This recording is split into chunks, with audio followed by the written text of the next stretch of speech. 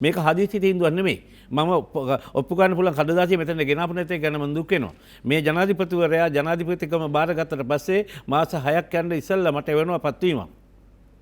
ඒ පත්වීම කඩදාසිය මං ගාව තියෙනවා. කාබනික කෘෂිකර්මය සඳහා රට යොමු කළ යුතුයි. ඒ සඳහා ප්‍රතිපත්ති හැදීමේ කමිටුවක් පත් කරනවා. 5 දෙනෙකින් යුත් කමිටුවක්. ඒක එක සමාජිකයෙක් මං. එහෙනම් මේක හදිසි තීන්දුවක් නෙමෙයි. ඔහුට ඒ තීන්දුව උමනව තිබුණා.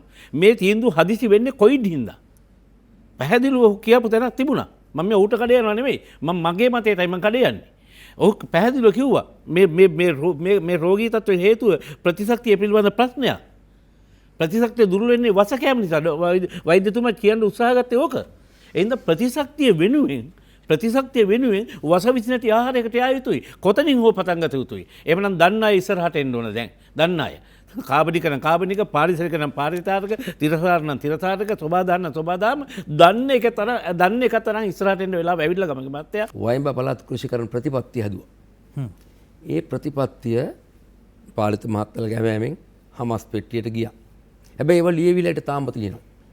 ඒකේ අපි යෝජනා කරේ කියුබාවෙන් විශේෂඥයෝ ලංකාවට ආවා. වන්දනා ශිවා ආවා ඉන්දියාවේ. එතකොට මැලේසියාවේ සරෝජිනි රෙංගම්මැණි මේ ගැන උනන්දු පිරිස ඇවිල්ලා තමයි හැදුවේ.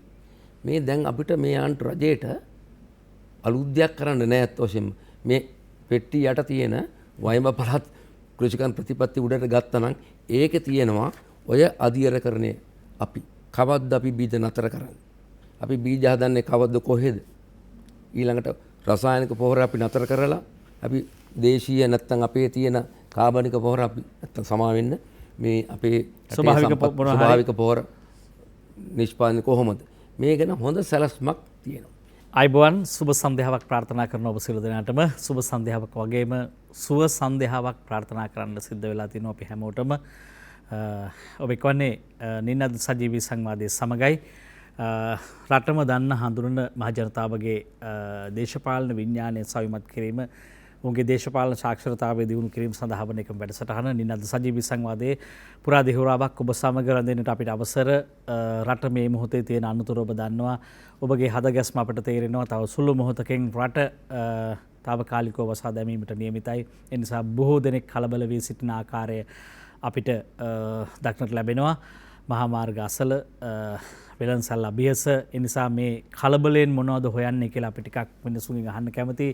ටිකක් සංසුන් වෙලා සංසුන් මනසෙන් බොහොම සීරුවෙන් බුද්ධිමත්ව තමන්ගේ ඉදිරි අනාගතයට මුහුණ දෙන්න තියෙන කාලයක් මේක. ඒ නිසා මහජන සංවාදයක් පුළුල් මහජන කතිකාවක් සමාජයේ පුරා පැතිරෙන්න අවශ්‍යයි.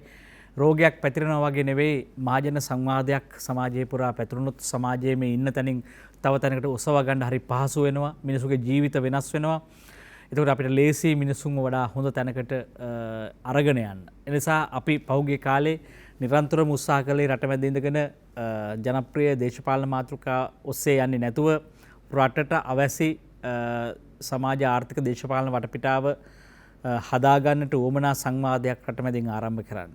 ඒ ගැන මතක් කරමින් ඔබ දන්නවා මේ මොහොතේ රට කිසියම් අස්ථාවර තැනක තියෙනවාද කියලා සැකයක් තියෙනවා. බොහෝ දෙනෙකුගේ මතයක් තියෙනවා. කෙසේ වී නමුත් අපි ටිකක් වැටෙමින් ඉන්නේ කියලා බොහෝ දෙනෙකුගේ අදහසක් තියෙනවා. හැබැයි එසේ සිතීම මේ තරම් යුක්ති සහගත නැහැ. අපි හැමෝම උත්සාහ කරන්නේ වැටෙන හැම වෙලාවෙම ආය නැගිටින්න. අපිට අවශ්‍ය වෙන්නේ නැගිටින මිනිසුන් එක්ක මේ රට ඉස්සරහට ගෙනියන්න. නැගිටින්න බැරි අයට නැගිටින්න සහාය වෙන්න. සිනාසෙන්න බැරි අයට සිනහ වෙන්න උදව් වෙන්න. ඒ නිසා මේ හඬන මිනිස්සු සියලු දෙනාම ලෝකේ සිනාසෙන්නට පුළුවන් මිනිස්සු කියලා අපි විශ්වාස කරන හේයින් මහජන සංවාදයක් තුළින් පුළුල් සංවාදයක් තුළින් රටේ ආර්ථික ප්‍රශ්න වගේම දැන් මුහුණ දෙන සෞඛ්‍ය අර්බුදයෙන් මේ වසංගත වලින් එළියට ගැලවීමේ පාරවල් අපිට හොයාගන්න පුළුවන්. ඒකට අවශ්‍ය මහජන විනය, ඒකට අවධානය සහ නිවැරදි මාර්ගය තෝරා ගැනීම. ඉගෙන මතක් කරමින් අද සංවාදය ආරම්භ කරන්න සූදානම්. අපි හිතුවා අද සංවාදයත් පහුගිය සංවාද මාලාවක දිගුවක් කියලා අපි ඔබට කියන්නේම පසුගිය කාලේ ශ්‍රී ලංකාවේ කෘෂි රසායන සියල්ලම නැතත් රසායනික පොහොර තහනම රජය විසින් නිවේදනය කරනවා. හැබැයි රසායනික පොහොර තහනම් කිරීමත් එක්කම තැනින් තැන යම් යම් සංවාද මතුවෙන්නට ගත්තා. සමහර සංවාද ඊතරම්ම සුබදායි නෑ. කෘෂි රසායන වලින් තොරව, ඒ කියන්නේ සම්පූර්ණ මේ වහල් කෘෂිකර්මයක් කරන්න ඕන කියලා බොහෝ දෙනෙක් කියනවා. තවත් සමහර කඳවුරු කියන්න පටන් ගත්තා අපි ස්වාධීන කෘෂිකර්මයක් කරන්න ඕන. දැන් මේ කඳවුරු වල සංවාදය එසේ වැඩෙද්දී අපිට මේ දිහා පුළුල් විදිහට බලලා මේ හැම සංවාදයක්ම එකතු කරලා මේ යහපත් දිහාවකට ගෙන යන රටට ගැලපෙන අපේ සෞඛ්‍යයට ගැලපෙන මහජන සෞඛ්‍යයට ගැලපෙන පොළොවේ සෞඛ්‍යයට ගැලපෙන මිහිතලයේ අනාගත පැවැත්ම තහවුරු කරන වසවිසෙන් තොර නිරෝගී තෘප්තිමත් අනාගතයක් හදා ගැනීමට උවමනා සමාජ වටපිටාවයි අපට වැදගත් වෙන්නේ. ඒ සඳහා අපේ සංවාදයේ දිශාව ලකුණු කරන්න අපි හිතුවා. අද දවසෙත් අපි ආරාධනා කරා ප්‍රධාන ආරාධ්‍ය අසුන් දෙකකට. නමුත් එක අසුනයි මේ වන විට සම්පූර්ණ වෙලා තියෙන්නේ රටේ පවතින තත්ත්වයක් එක්කම. නමුත් අපි තව සුළු මොහොතකින් අපේ විශේෂ විද්වතෙක් තව පැමිණීමට නියමිතයි. එතෙක් අපි සංවාදය ආරම්භ කරන්න සූදානම්. අපි පළමුවෙන්ම කැමති පිළිගන්න පරිසරවේදී තිලක් කන්දේගම මහත්මයා ස්වභාවික ගොවිතැන ප්‍රායෝගිකව කළ හැකිද කියන තැනටයි අපි ගෙන යන්නේ. කෘෂි රසායන භාවිතය පිළිබඳ කතා බහ කළා. කෘෂි රසායන භාවිතයෙන් තොරව රසායනික පොහොර භාවිතයෙන් තොරව කෘෂිකර්මය කරන්න පුළුවන්ද බැරිද කියලා තැනක මිනිස්සු හිර වෙලා ඉන්නවා. මෙහෙම සංවාදයක් තියෙනවා. අපි අද හිතුවා මේ ගොවිතැන ප්‍රායෝගිකව කරන මිනිසුන් සහ කරපු අයගේ අත්දැකීම් ටිකක් කතා බහ කරමින් මේ විභාග කරන්නට ජනතාව ඉදිරියේ විභාග කරන්නට මේ පුළුවන්ද බැරිද අත්දැකීම් තියෙනවද නැද්ද මේ සංවාදයත් එක්ක අපිට ඉස්සරහට යම් මහජන ක්‍රියාකාරීත්වයක් හමු වෙවි. අපි කැමති පරිසරවේදී කන්දේක මහත්තයා බොහොම ආදරෙන් පිළිගන්න වසංගතයේ මැද්දේ අපේ මැදිරියට ගොඩ ආවා. අයිබෝන්. අයිබෝන්. කන්දේක මහත්මයා දැන් පසුගිය කාලේ වසර ගණනාවක් ඔබලා වැනි කණ්ඩායම් පරිසරවේදීන් ස්වභාවික කෘෂිකර්මයේ නියැලෙන බොහෝ උදවිය බලාපොරොත්තුවෙන් හිටපු දෙයක් තමයි මේ කෘෂි රසායන වලින් තොර කිරීම මේ ශ්‍රී ලංකාව. එහෙම නැත්නම් මේ කෘෂි ත්‍රස්තවාදයෙන් මේ මව්බිම ගලවා ගැනීම, බේරා ගැනීම. ඒතකොට යම් එහි හොඳ ආලෝකයක් දැල්වෙමින් රසායනික පොහොර තහනම රජය විසින් නිවේදනය කරා. මම කැමති ඔබගේ හැඟීම සහ ඔබගේ මොකක්ද ඔබ හිතන්නේ මේ පිළිබඳව? ඉතින් සංවාදයට ප්‍රවිෂ්ඨ වෙමු. ඇත්තටම ගමක මහත්තයා මම මේ තීන්දුව අහනවත් එක්කම එක පැත්තකින් මවිතයට පත් වුණා. එක පැත්තකින් ලොකු සන්තෝෂයකට පත් වුණා. ඒකම ඒ සන්තෝෂයත් එක්කම මට ඇතිවෙන්නේ ඒ සන්තෝෂය දරා ගන්න බැරුව කඳුළු. මොකද අවුරුදු ගාණක් තිස්සේ අපි බලාපොරොත්තු වෙච්ච තීන්දුව ගත්තා. ඒ තීන්දුව ගන්න ඕනේ ඒ තීන්දුව අපි අරන් බොහෝ කල්. නමුත් මේ තීන්දුව ගන්න ඕනේ මේ රටේ ඉහළම පාලකයා. දැන් මේ තීන්දුව ගත්තේ ඉහළම පාලකයා. මම බය වෙනවා. බය වෙන්නේ මේ තීන්දුවට විරුද්ධව දැන් සටනට බහින කණ්ඩායම් ප්‍රමාණය අපිට පුළුවන් වේද කියලා අපේ අත්වලින් නවත්ත ගන්න. ඒ තරම් කණ්ඩායමක් බහින බව මම දන්නවා. මොකද අපි තනියම මේක කරනකොටත් අපිට අවලාද මඩ ප්‍රහාර මේවා දෙන්න හිටව මිනිස්සුන්ගේ ප්‍රමාණය අපි දැක්කා. ඉතින් දැන් මේක කොහොම එයිද කියලා මට අපිට තිබුණ ඩිංගක් නිශ්ශබ්ද වෙලා බලා ඉන්න. හුස්ම ගන්න හඬවත් මගේ ඇහෙන්නේ නැති තරමට නිහඬ වෙන්න වුණා. මොකද මේ සිද්ධිය දිහා බලා ඉන්න. හරියටම හරි. පටන් ගත්තා දිගට හරහට පහර දෙන්න. එක පැත්තකින් විපක්ෂය කමන්නේ. විපක්ෂය විපක්ෂයිනේ. ඒ හින්දා උන් ඒ වැඩේ එහෙම කෑ ගැහුවේ නැත්තම් උන් විපක්ෂ නෙමෙයි.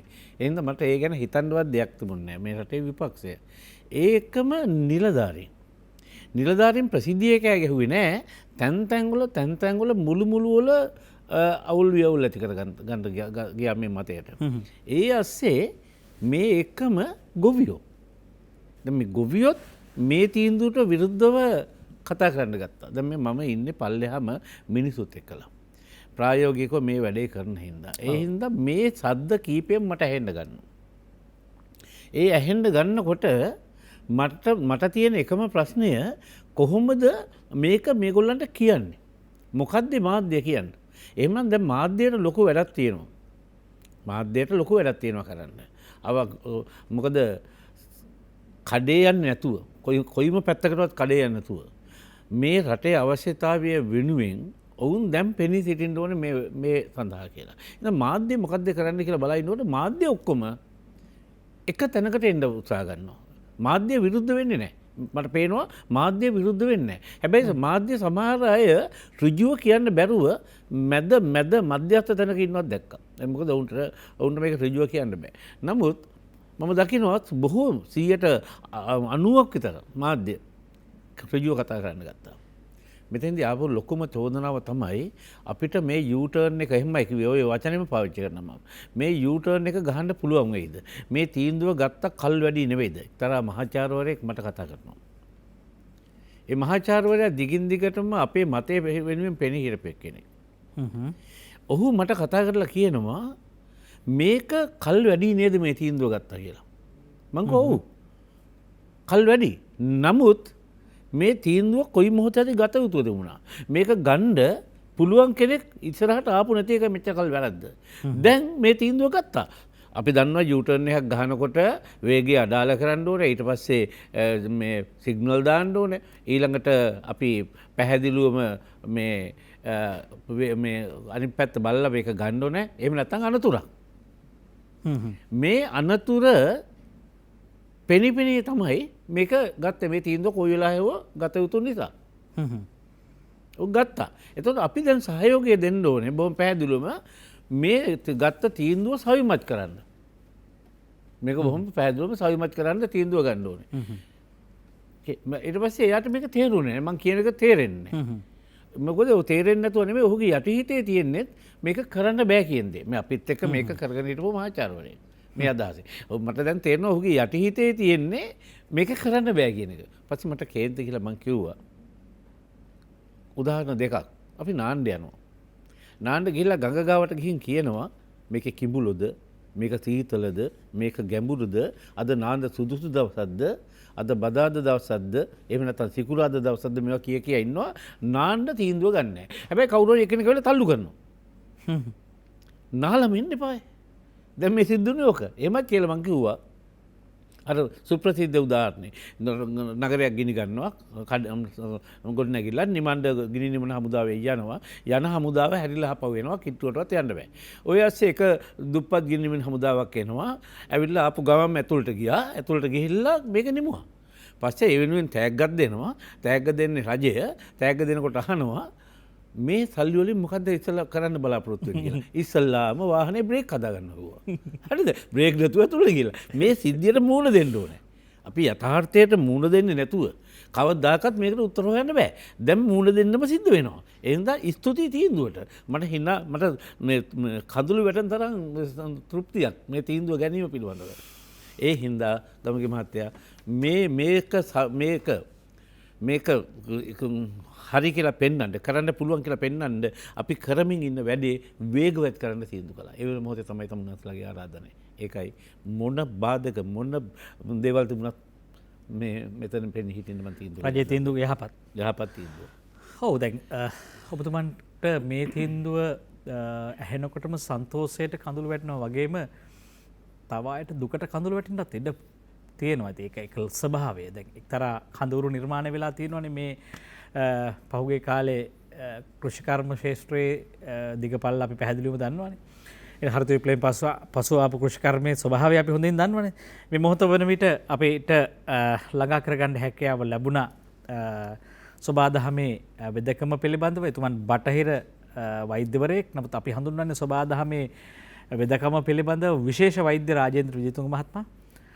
පර්යේෂකයෙක් ගවේෂකයෙක් අයිබෝන් අපි ඔබේ හඬත් අවදි කරන්න කැමති පළවෙනි වටේදීම අපි සතුරු වෙනවා ඔබ මේ වෙලාව වන විට පැමිණීම ගැන බොහෝ දුෂ්කරතා මැද්දේ රට වසන කලබලයේ අතරතුර කොහොම හරි වෙලාවට ආවා. අපි කැමති වෛද්‍යතුමනි දැන් මේ පසුගිය කාලේ දැන් ස්වභාවික ගොවිතැනට රට ගේන්න ඕන කියන තැනට කෘෂි රසායන සියල්ල නවත්තන තැනින් රසායනික පොහොර නවතින තැනට රට ගෙනාවා. නවත්තන්න තීන්දුවක් ගන්නවා ඉහළින්. හැබැයි දැන් අපිට ඉතුරුලා තියෙනවා මේ ගොවිතැන ස්වභාවික තැනට ගේනකොට මේක කරන්න පුළුවන්ද බැයිද කියන සංවාදයක් සමාජයේ ඉතුරු වෙනවා. බොහෝ අය දැන් කියන්න පටන් ගන්න දෙන කරන්න බෑ කියලා. හැබැයි අපි ඉන්නේ එතන නෙවෙයි. මේක කරන්න පුළුවන් කියලා හඬවල් තියෙනවා තැනින් තැන. එම හඬවල් එක්ක අපි ඉස්සරහට සංවාදයක් හදනවා ඔබ කොහොමද එහෙම කියන්නේ කියලාද. අපි මෙතුමාවනි අය කැඳවුවේ ඒකද ඔබතුමත් මේ සම්බන්ධව මේ රට සහ විශේෂයෙන්ම ආහාර සුරක්ෂිතතාවය වෙනුවෙන් කැප වෙලා වැඩ කරපු රටවල් වල සංචාරය කරලා ඒ අත්දැකීමුත් එක්ක තමයි මෙතෙන්ට අද ඇවිල්ලා ඉන්නේ. දැන් ඔබතුමා මේ තීන්දුව පිළිබඳ මොනවද හිතන්නේ? ඒක යහපත්ද අයහපත්ද? මුලින්ම ගමගේ මහත්තයා මට සමාවිල්ලන්නේ නම් මේ පමාවීම පිළිබඳව. මම දැක්ක මේ අද එනකොට මම පමා වුණේ අද කොවිඩ් වසංගතයට රට වහනකොට මිනිස්සු කලබලෙන් අර හැඳුනුම්පත් අංකේ පැත්තකින් තියලා එහෙම දුවනවා. වාහන යන තදබදිය මත තමයි මං ආවේ. අය කවදාවත් රට හරින්නේ නැහැ කියලා හිතාගෙන. ඔව් එහෙම හිතෙනවනේ. තවත් රැල්ලක් ඇති වෙන්න පුළුවන් අද ඉඳලා මං හිතන්නේ මේ අද තුන කලබගෑනිය. දැන් මේ තීන්දුව මම පෞද්ගලික විශ්වාස කරනවා. මොකද මම මේ විවිධ නම් වලින් හඳුන්වන සබදාමි ගොවිතැන, පාරිසරික ගොවිතැන, නැත්තම් සරලව කවුරුත් කියන කාබනික ගොවිතැන පිළිබඳව වසර ගානක මා තුළ පැවතුණු සිහිනයක් නැත්තම් බලාපොරොත්තුවක්. මේකට මට ගැටලුවක් නැහැ.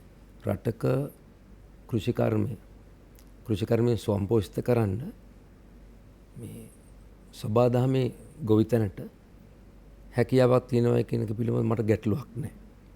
මට අද තියෙන ඇත්ත වශයෙන් මේක කාලය නැත්තම් මේක යම් කිසියක් කළමනාකරණයක් කිරීමේ අඩුවක් තමයි මට දැනෙන්නේ. ඒක තමයි මහ ජනතාවගෙන් නැති වෙන යම් විරෝධතා. අද උදේ පත්තරේ බලනකොට ලංකාදීපත්‍රයේ තිබුණා මේ වැඩි නායකයෙක් කියලා තිබ්බා. මේ තීන්දුව ගන්න තිබුණේ මීට අවුරුදු 40කට ඉස්සර. මේ අද ගත්ත එකයි ප්‍රශ්නේ මේ වගේ ව්‍යසනයක් මැද කියලා. මම හිතන්නේ සාධාරණව ඒ වැඩි නායකයට තේරුණා කියලා මම හිතන්නේ. නමුත් මම මৌলিক වශයෙන් අර ඔබතුමා අහපු ප්‍රශ්නෙට ප්‍රතිපත්තියක් හැටියට මොකද මගේ අත්දැකීමක් තමයි 1997 මම කියුබාවට ගියා. කියුබාවේ feeding people without poisons කියන වැඩමුළුවට මේ වැඩමුළුවේදී මම දැක්කා ප්‍රථම රාජ්‍ය ප්‍රතිපත්තියේ කාබනික ගොවිතැන පාරිසරික ගොවිතැන රාජ්‍ය ප්‍රතිපත්තියක් හැටියට කරන්න සිදු වුණු. මොකද ඇමරිකාවේ සහ රුසියාවේ තිබුණු සම්බාධක තුල කෘමිනාශක එව්වේ නැහැ, පොහොර එව්වේ නැහැ. ඒ නිසා ප්‍රායෝගිකව ඇතුණු අභියෝගයට මුහුණ දුන් රටක් හැටියට කියුබාවේ සාර්ථකත්වය මම දැක්කා. අද වුණතුරු මම ඒක දකිනවා. දැන් ඒක නිසා මේ ගැන ගැටලුවක් නැහැ. අපිට මේ ප්‍රතිපත්තිය තුළින් රටක ආහාර හිගයක් නැත්නම් ආහාර සැපීමට පුළුවන්කම තියෙනවා කියන එක. හැබැයි ප්‍රශ්න ගොඩක් ඇති වෙනවා මේක ක්‍රියාත්මක කරනකොට. මේක මේ හරියට කියනවා නම් ගමේ ගොඩේක මේ තකේ කරන්න පුළුවන් වැඩක් නෙවෙයි. තකහණී කරන්න පුළුවන් වැඩක් නෙවෙයි. ඒකට සැලැස්මක් තියෙන්න ඕන. මම පහුගිය රජයේ කාලේ මම දැක්කා යම් කිසි මේක සූදානම. ඔව්. කාබනික පොහොර නිෂ්පාදනය කරා. එතකොට ඊළඟට මේ පිළිබඳව මතවාදයක් නැත්තම් දැනුම දිනු කරා. බීජ නිෂ්පාදනය මේ රටේ රජයේ කෙසේ වෙතත් මහ ජනතාව පැත්තෙන් මට මතක් වෙනවා මේ දේශීය බීජ මේ ගොවිතැන සුසු බීජ නිෂ්පාදනය පිළිබඳ ව්‍යාපාරයෙන් ඇති වුණා. මේ සූදානම ගිහිල්ලා මේක ආපස්සට යනවා ඊට පස්සේ. මේක ගැන කතා නොකර ඉඳලා හදිසියේ දැන් අපි කතා කරනවා. එහෙම කතා කරත් රජයේ කතා කරන දේ හරි. ඒක මං අර මෙතුමා කිව්වා වගේ තිලක් කන්දක මගේ පරණ මිත්‍රයෙක් මං හිතන්නේ. අපි 1980 ගණන් වලකට වැඩ කරා ජීවිත පරිසර සුරකම් සංවිධානය මගේ මතක හැටියට. මේ ඒ සතුට මට තියෙනවා. ප්‍රශ්නේ තියෙන්නේ මේකට සූදානමක් නැතුව ජනතාව ගොවීන් සූදානම් කරන්න නැතුව ගොවීන්ට දැන් බලන්න මේ රට වහනමයි කියනකොට දැන් මට ආණ්ඩුව අගේට කිව්වා මේක 21 වෙනිදා පස්සේ වහනවා. ඉතින් අපි සූදානම් වුණා. ආහාර ගබඩා කරගෙන මේකට සූදානම් වුණා. දැන් මේ ප්‍රතිපත්තිය අපි රසායනික පොහොර අපි ගෙන්නන්නේ නැතිය කෘමිනාශක පිළිබඳ මේ සම්බාධක පනවණය මේ කාරණය පිළිබඳව පෙර දැනුවත්කමක් දුන්නා නම් ගොවීන්ට මම හිතනවා මේක මීට වඩා සාර්ථකව ක්‍රියාත්මක කරන්න පුළුවන්. මොකද මේ කොවිඩ් වසංගතයත් එක්ක ඇති වුණු ආර්ථික අර්බුදයට මේ එදා පුරුදු වුණු මෙතෙක්කල් කෙරුණු ගොවිතැන්ට අත්‍යවශ්‍ය වන කෘමිනාශක නැත්තම් පොහොර නොලැබෙනකොට ඒක බොහොම ස්වභාවිකයි ගොවින්ගෙන් ඇති වෙන මැසිවිල්ල. නිසා මම හිතනවා මේ කාරණේ පිළිබඳව අපි තුලනාත්මක බලන්න ඕන. අපි රජයත් එක්ක සාකච්ඡා කරන්න ඕන. මේ තියෙන ප්‍රශ්නත් එක්ක මේක ආපස්සට යන්න දෙන්න බෑ. මේක නොයයි යුතුයි. ඔය වෙන්නේ මෙතනින් ඉස්සරහට මේක ගෙනියන්න. මේක ඉස්සරහට ගෙනියන්න ඕන. හැබැයි එදිනෙදා දැවෙන ප්‍රශ්නවලට පිළිතුරුත් එක්ක. ඒ නිසා මම හිතනවා මේ සාකච්ඡාවේදී අපි රජයටත් ඒ වගේම ජනතාවටත් අපි කතා කරමු මේක ප්‍රායෝගික කරන්න පුළුවන් ආකාරය වෙනත් රටවල සහ නැත්තම් මේ රටේ ස්වේච්ඡා ව්‍යාපාර කරපු උදාහරණ අත්දැකීම් පෞද්ගලික මම මේ සම්බන්ධයෙන් මගේම අත්දැකීමක් ඇතුවයි කතා කරන්නේ මොකද කාබන් ගොවිතැන පිළිබඳ ආදර්ශකයක් ගමක් නිර්මාණය කරන උත්සාහයක් එක ආපු නිසා මම මේ ගැන අපිට ඵලදායි ප්‍රායෝගික සාකච්ඡාවක් කරන්න පුළුවන් කියලා මම විශ්වාස කරනවා. අපිට ඒ විශ්වාසය තියාගෙන තමයි ඔබතුමන්ට විශේෂ අසුරක් වෙන් කළේ. එකක් මහජන සෞඛ්‍ය මේ කෘෂිකර්මයත් එක්ක බද්ධ වෙන්නේ කොහොමද? පසේ සෞඛ්‍ය මිනිසාගේ සෞඛ්‍ය බවට පත් වෙන්නේ කොහොමද? තිලකන්දේක මහත්මයා දැන් බොහෝ අයගේ තියෙන සැකයක් තමයි බයක් තමයි දැන් මේ රසායනික පොහොර හෝ එහෙම නැත්නම් රසායනික යෙදවුම් එක්කෝ නවත්වපු ගමන් කෘෂිකර්මයේ කඩා වැටේ කියන බය, ආහාර නිෂ්පාදනයේ කඩා වැටේ කියන බය. දැන් එක සත්‍යයක් නෙවෙයි දැන් නිලධාරීත් මේක කියන්න පටන් ගත්තා. මේක එක තරම් සුසු දෙයක් නෙවෙයි රටකට කියලා. ඔබ හිතන හැටි මොන වගේද? කොහොම හරි එක දෙයක් තියෙනවා. අපි බලෙන් හරි පුරුදු වෙන්න ඕන. අපි දන්නවා පාලන් නැති ගම්මානවල ගලෙන් ගලට පැනලා ගඟ තරණය කරන්න පුරුදු වෙච්ච මිනිස්සු ඉන්නවා. ඔය ඇස්සේ කවුරු හරි එක්කෙනෙක් යනවා නම් මේ ගඟ තරණය කරන්න ඔහු බය නම් අපිට තල්ලු කරලා හරි අරන් යන්න සිද්ධ වෙනවා. ඒ තීන්දුව හරියට වෙලාවට ගන්න ඕන. කවද්ද මේ තීන්දුව ගන්නේ කියලා දිගටම අපි බලා හිටියා කවුද ගන්නෙ කවද්ද ගන්නෙ කියලා. ගන්න ඕන කියලා ඔක්කොම කියනවා. නමුත් ගන්න කෙනෙක් නැහැ. දැන් ගත්තා. ගත්තනේ දැන් ගත්තා. දැන් තියෙන ප්‍රශ්නේ අර ඔබතුමා කියන එක. ඔව්. මේ මිනිස්සු කියන චෝදනා නිවැරදිද නැත්නම් ඒවා බොරුද ඒවා අවලාදද කියලා තේරුම් ගන්න එපා. එකක් දෙයක් තමයි අස්වැන්න කඩාගෙන වැටෙනවා. ඒ කියන්නේ ආහාර අර්බුදයක් එනවා. මේක කවදාකවත් වෙන්න බැරි වැඩක්. එහෙම අස්වැන්න කඩා වැටෙනවා කියලා කියනවා නම් කවුරු හරි ඔබතුමා විශ්වාසයෙන් වගකීමෙන් කියනවා මං. එහෙම ඔහු පරිසරය ශ්‍රී ලංකාවේ පරිසරය ගැන දන්නේ නැහැ. කොස් හැටයක් වැල්ලා පැලවෙලා රූස ගහක් වෙන රටක තක්කාලි ගහක් කෙලින් කරගන්න බැරුවද අපි මේ කතා කරන්නේ. පිළිකණු වල ගිහිල්ලා බලන්න මේ රටේ. කුණු වෙච්ච කැකිරි ගෙඩිය විසි කරපුවාම පැලවෙලා වැලක් ගිහිල්ලා ගෙඩිය හැදෙනවා. එහෙම තැනකද අපිට මේක කරගන්න බැරි. ඒ හින්දා මේ බෑ කියන අයට ඒ කියන්නේ මේ බෑ කියන කට්ටියට අයින් වෙලා නිකන් ඉන්න කියන්න ඕනේ. පුළුවන් කියන අයත් එක්කලා අපි මේ වැඩේ කරන්න ඕනේ. එතෙන්දි තව එක දෙයක් කියනවා. මොකද මම පැහැදිලිව කියනවා ඒගොල්ලන්ට මේ රටේ රසායනික කෘෂිකර්මය පටන් ගන්නකොට මේ රටේ සාමාන්‍ය අස්වැන්න මම ප්‍රධාන ආහාරය බත ඉඳලා වී වලින් ගන්න සාමාන්‍ය අස්වැන්න අක්කරයකට බුසල් 60යි. එහෙම නැහැ කියලා කියනවනම් බතලගොඩ වී පරිශන ආයතනය නිකුත් කරපු පත්‍රිකා ඕන ප්‍රසිද්ධ මාධ්‍යයක මම පෙන්වන්න ලෑස්ති 1937 ඉඳලා මං ගාව තියෙනවා. ඒ කියන්නේ 37 ගොවිකම් දෙපාර්තමේන්තුව කෘෂිකර්ම දෙපාර්තමේන්තුව නෙමෙයි. බුසල් 60යි. සාමාන්‍ය අස්වැන්න මේ රසායනික කෘෂිකර්මය අවුරුදු ගාණක් උගන්නලා ඒ මහා මේ ජයග්‍රහණය කෙරුවාට පස්සේ සාමාන්‍ය අස්වැන්න බුසල් 80යි. මං නැවතත් කියනවා සාමාන්‍ය අස්වැන්න 240 120 160 ගන්නත් ඒවා තියෙනවා කරේට. නමුත් 60 ගන්නේවා තියෙනවා 40 ගන්නේවා තියෙනවා. එක දේශගුණේ 90 අම්පාරේ වගේ නෙමෙයි මේ නුවරඑළිය. මේ සියලුම අස්වැන්න වැඩ කරපු කුඹුරුවක් කරගානෙන් බෙදීම තමයි සාමාන්‍ය කියන්නේ. එතකොට ඒ අද සාමාන්‍ය අස්වැන්න බුසල් 80යි. ඔව්. වැඩි කරලා දීලා තියෙන්නේ බුසල් 20යි. පිළිගන්නම සිද්ධ වෙනවා. ඒ බුසල් 20යි කියන්නේ කිලෝ 400යි. ඒ කිලෝ 400 වික්කොත් රුපියල් 50ට වී කිලෝ එක රුපියල් 20000යි. මේ 20000 ගන්න ඒගොල්ලෝ අපිට පුරුදු කරලා තියෙනවා පෝරමිට 3ක්. පෝරමිට 3 සාමාන්‍ය මිල ගත්තොත් මේ හංගන්න නැතුව කෙලින් කතා කළොත් මේ සහනාධාර කතන්දරය අයින් කරලා සල්ලි වලට ගන්න උනොත් රුපියල් 16500ක්. ඔව්. කෘමිනාශක වල්නාශක වලට 7500ක්. රුපියල් 24000ක් වියදම් කරනවා මේ රුපියල් 20000 ගන්න. මොනවා කරලාද මේ 20000 ගත්තේ? වතුර විස කරලා, පොළොව විස කරලා, ලෙඩ්ඩු වැඩි කරලා, පිළිකා රෝගීන් 12ක් මරලා දවසකට, වකුගඩු රෝගීන් 14ක් මරලා දවසකට. තමයි මේ 20000 ගත්තේ. ඒ ගත්ත අය තමයි දැන් මේ කෑ ගහන්නේ. මේක කරන්න බෑ. මේකේ රහසක් තියෙනවා. එක්කෝ වුන් දන්නේ එකම දේ තමයි රසායනික කෘෂිකර්ම. මෙතනින් එහා මොකවත් දන්නේ නැහැ. එතන රසායනික කෘෂිකර්ම හෙට නැවතුනොත් ඔවුන් මේ රටේ මිනිස්සු ඒගොල්ලෝ පිළිගන්නේ නැහැ. ඇයි? ඔවුන්ගේ උපදෙස් ගණන් ගන්න නැහැ. ඒ බය. එහෙම නැත්නම් යටින් ඒගොල්ලන්ට හම්බෙන සන්තෝෂමක් තියෙනවා. මේ සන්තෝෂම කියන වචනයට වෙන වචනයක් නැහැ. පැහැදිලිවම කිව්වොත් මේක ASCII එන පගාවක් තියෙනවා. ඒ පගාව නැතිවීමේ කනගාටුව හෝ ඔවුන්ගේ නොදන්නාකමයි ඔවුන් පෙන්වන්නේ. එහෙමයිට මට ආරාධනා කරන්න වෙලා තියෙනවා ඒව බලව නෙමෙයි වරෙව් බලපියව කියලා. මොකද ඒක කරන්න පුළුවන්කම තියෙනවා. මම අක්කර 50ක ගමක රසායනික කලඳක් නැතුව අඩු තරමින් කොම්පෝස්ට් වත් නැතුව මේ වැඩේ කරනවා.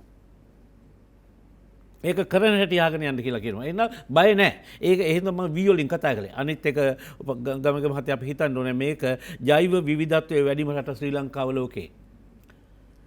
තදිකරම රතු පාටෙන් ජෛව විවිධත්වයේ තියෙන්නේ පෙන්වනවා ශ්‍රී ලංකාව.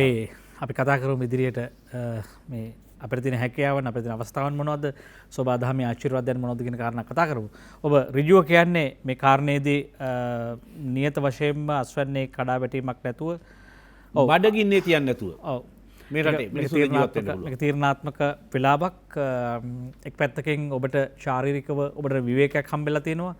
රට වහපුවාම හුදකලා කරපුවාම ඔබ නිවෙස් වලට වෙලා කල්පනා කරගෙන ඉන්න වෙනවා. කල්පනා කරනවා කියන්නේ ඔබේ මානසික අභ්‍යාසයක්. දැන් මේ කල්පනා කරන එක ඇතුලේ මේ අපි කතා කරන දේවල් හොඳින් ඔලුවට දාගත්තාම ඔබට යලි යලි ආය හිතන්න පුළුවන් අපි ඇත්තට මේ කියන කාරණාවල සත්‍යතාවය මොකද්ද අසත්‍යතාවය මොකද්ද අසත්‍ය බැහැර කිරීමෙන් සත්‍ය හොයාගෙන යන්න ඕනේ. ඒකින් අපි කියන්නේ මිත්‍යාවෙන් බැහැරලා විද්‍යාවට ගෙනියනවා රට කියලා. ඉතින් ඇත්තටම වෛද්‍යතුමනි අපි අහන්න ඕනේ මේ දැන් පවතින විද්‍යාවත් අභියෝගයට ලක් වෙන කාලයක්. නමුත් අපිට විරාමයකට යන්න කාලය අවිල්ලා තියෙනවා. සැබවින්ම ස්වභාවික ගොවිතැන ප්‍රායෝගික කළ හැකිද? කෘෂි රසායනික ද්‍රව්‍ය වගේම රසායනික පොහොර තහනම් ඇතුලේ මේ කෘෂිකර්මය ආපහු කරන විදිය සම්බන්ධව නැත්නම් මේ කෘෂිකර්මය ඉස්සරහට නැත්නම් ගොවිතැන හොඳම වචනේ ගොවිතැන ඉස්සරහට ගෙනියන විදිය පිළිබඳව අපිට නිවැරදි සැලැස්මක් තිබුණේ නැත්නම් අපිට ආපහු අපිට අත්දැකීම මිහිරි වෙයිද අමිහිරි වෙයිද? ඒ නිසා වහවහ මේ පිළිබඳව සංවාදයක් දියුණු කළ යුතුයි. මේ පිළිබඳ තියෙන දැනුම තොරතුරු වහවහ ජනතාව අතර හුවමාරු කොට ගත යුතුයි. ඒකට මේ රට හුදකලා කිරීමත් එක්ක අපිට එකතු වෙන්න බෑ, රැස් වෙන්න බෑ, තොරතුරු බෙදා ගන්න බෑ, ආයේ පන්ති පවත්වන්න බෑ. අපි හැබැයි මේ කාලය ඇතුලේ මාධ්‍ය පාවිච්චි කරලා අපේ ආකල්ප සහ දැනුම වෙනස් දිහාවකට හරවන්න පුළුවන්. අපි ගිහිල්ලා යන්නම් පළමු විරාමයට. රැඳෙන්න අප සමග ඔබටත් වගකීමක් තියෙනවා මේ කාර්යයේදී. ඔබ නැවතත් නින්නද සජීවී සංවාදයේ සමගයි මේ වන්නේ.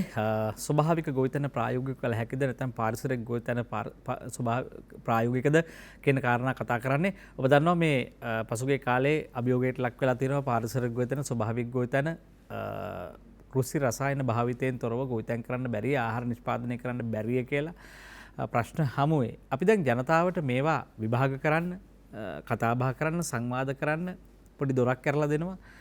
මින් පසුව තොරතුරු හොයාගෙන උනන්දු වෙලා මේ සාකච්ඡා සංවාද අනුපානයන්සේ සලකා මේවා පිළිබඳව ගවේෂණය කරන්නට ඔබට බාර කරමින් අධ්‍යයනය කරමින් මාධ්‍ය වගකීම් ඉටු කරමින් තමයි අපි මේ සාකච්ඡාව ඉස්සරහට ගෙනියන්නේ. මම කැමතියි නැවතුනේ වෛද්‍ය රාජේන්ද්‍ර විජේතුංග මහත්මයා ළඟට යන්න හිටියේ බලාගෙන. මෙතන සිට අපි ඔබට මතක් කරනවා 066 22 83 608 609 එන්න පුළුවන් මැදිරියට කතා බහ කරන්න පුළුවන්. ඊටාම තීරණාත්මක තැනක රට තියෙන්නේ අපි ඉන්නේ මේ ප්‍රශ්න සමූහයක් එකට ඇවිල්ලා තියෙන්නේ අපිට. හැබැයි මේ ප්‍රශ්න සමූහයේ එකිනෙක ප්‍රශ්න එකිනෙක විසඳුම් තියෙන ඒවා වෙනම හොයාගන්න ඕනේ. ඒවට වෙනම සංවාද කරන්න ඕනේ. අද අපි කතා කරන්නේ මේ පහුගිය කාලේ ධනාත්මකව රටට ආපු හොඳ යෝජනාවක් තීන්දුවක් පිළිබඳ කෘෂි රසායන තහනම් බල විශේෂයෙන් රසායනික පොහොර තහනම් කිරීම සම්බන්ධව. ඔබට එන්න පුළුවන් මැදිරියට නැවත තවත් මතක් කරොත් ඉරිදෙසුණු අංක ඔස්සේ ඔබට කතා කරන්න පුළුවන්. 066 22 83 608 609 තිරදිසුණු අංක ඔස්සේ එන්න මැදිරියට. වෛද්‍ය රාජේන්ද්‍ර විජේතුංග මහත්මයා දැන් ඇතරම දැන් මේ තීන්දුව එහෙමත් නැත්නම් රජය ගත්තු මේ රසායනික පොහොර තහනම් කිරීමේ තීන්දුව මහජන සෞඛ්‍යයට අදාළ වෙන්නේ කොතනින්ද? ඒක බොහෝ දෙනෙක් එහෙම අදාළ වෙනවයි කියනවා. ඒක සත්‍යතාවයේ අසත්‍යතාවයේ මොකක්ද? ඔව් දැන් මේ සමස්ත කාරණේ සාකච්ඡා කරනකොට මම ගතනේ මේ තිලක්කන්දක මහත්තයා පැහැදිලි කරනවා මට දැනුණා. දැන් මේ ප්‍රතිපත්තියක් හැටියට සමහරු කියන කාරණාව මේ ගොවිතැනෙන් මේ ගොවිතැනෙන් කෘෂිකර්මය සාර්ථක කරන්න බෑ කියන මූලික තර්කයට මම හිතන්නේ හොඳ පිළිතුරක් මෙතුමා දෙනවා. මම දරන මතයත් ඒ මූලික තර්කය වැරදි. අපි මේක තෝරා බේර ගන්න ඕන ඊට අමතර ප්‍රශ්නයක් තියෙනවා. පෙර සූදානමක් නැතුව හදිසියේ පොහොර තහනම් කිරීමෙන් ඒ මඩ ගොහරුවේ වැටුණු ගොවීන් වැටිලා ඇතිවෙන තත්ත්වය ඒ අර්බුදයට ඒ ප්‍රශ්නවලට පිළිතුරු සැපීම තවත් කාරණාවක්. ඒ කියන්නේ උදාහරණයක් වශයෙන් අපි මේ කියන ගොවිතැනට ස්වභාවික ගොවිතැනට ඔය ආනයන කරන බීජත් එක්ක මේ වැඩේ කරන්න බෑ. ඒ බීජ ආරම්භයේදීම ඉල්ලා හිටිනවා යෙදවුම් වල විශාල ප්‍රමාණයක් කෘමිනාශක සහ පොහොර. එතකොට නමුත් පසුගිය කාලේ දිගින් දිගටම මේ වාණිජ්‍ය කෘෂිකර්මයට අවශ්‍ය බීජ ගෙන්නලා ආනයන කරලා පටන්ගත් ගොවිතැන නැත්නම් ඒකේ පටලන ගොවීන්ට මේක ප්‍රශ්නයක් වෙන්න එක හැබැයි අපි ඒගොල්ලෝ ගැන අපි කතා කරන්න ඒගොල්ලෝනේ පෙනී හිටින්න ඕන. තුන්වෙනුව මම හිතන්නේ දීර්ඝකාලීන වශයෙන් අනිත් පැත්තේ තව ප්‍රශ්නයක් තමයි අද රටේ මරණීය තර්ජනයක් වෙලා තියෙන කොවිඩ් වසංගතය දිනෙන් දින මැරෙනවා. අද අපි අනපේක්ෂිතව අපි අනාවක සියල්ල වැරදිලා වෛද්‍ය සංගම් කියනවා මරණයන් වැඩි වෙනවා. මේ ප්‍රශ්නයට මුහුණ දෙන ජනතාවට මේ ප්‍රශ්නය ඇහෙනවද? මේකට මුහුණ දෙන්නේ කොහොමද කියන ප්‍රශ්නේ අපි තේරුම් ගන්න ඕන. අපි ඒ ගැන සාකච්ඡා කරන්න ඕන.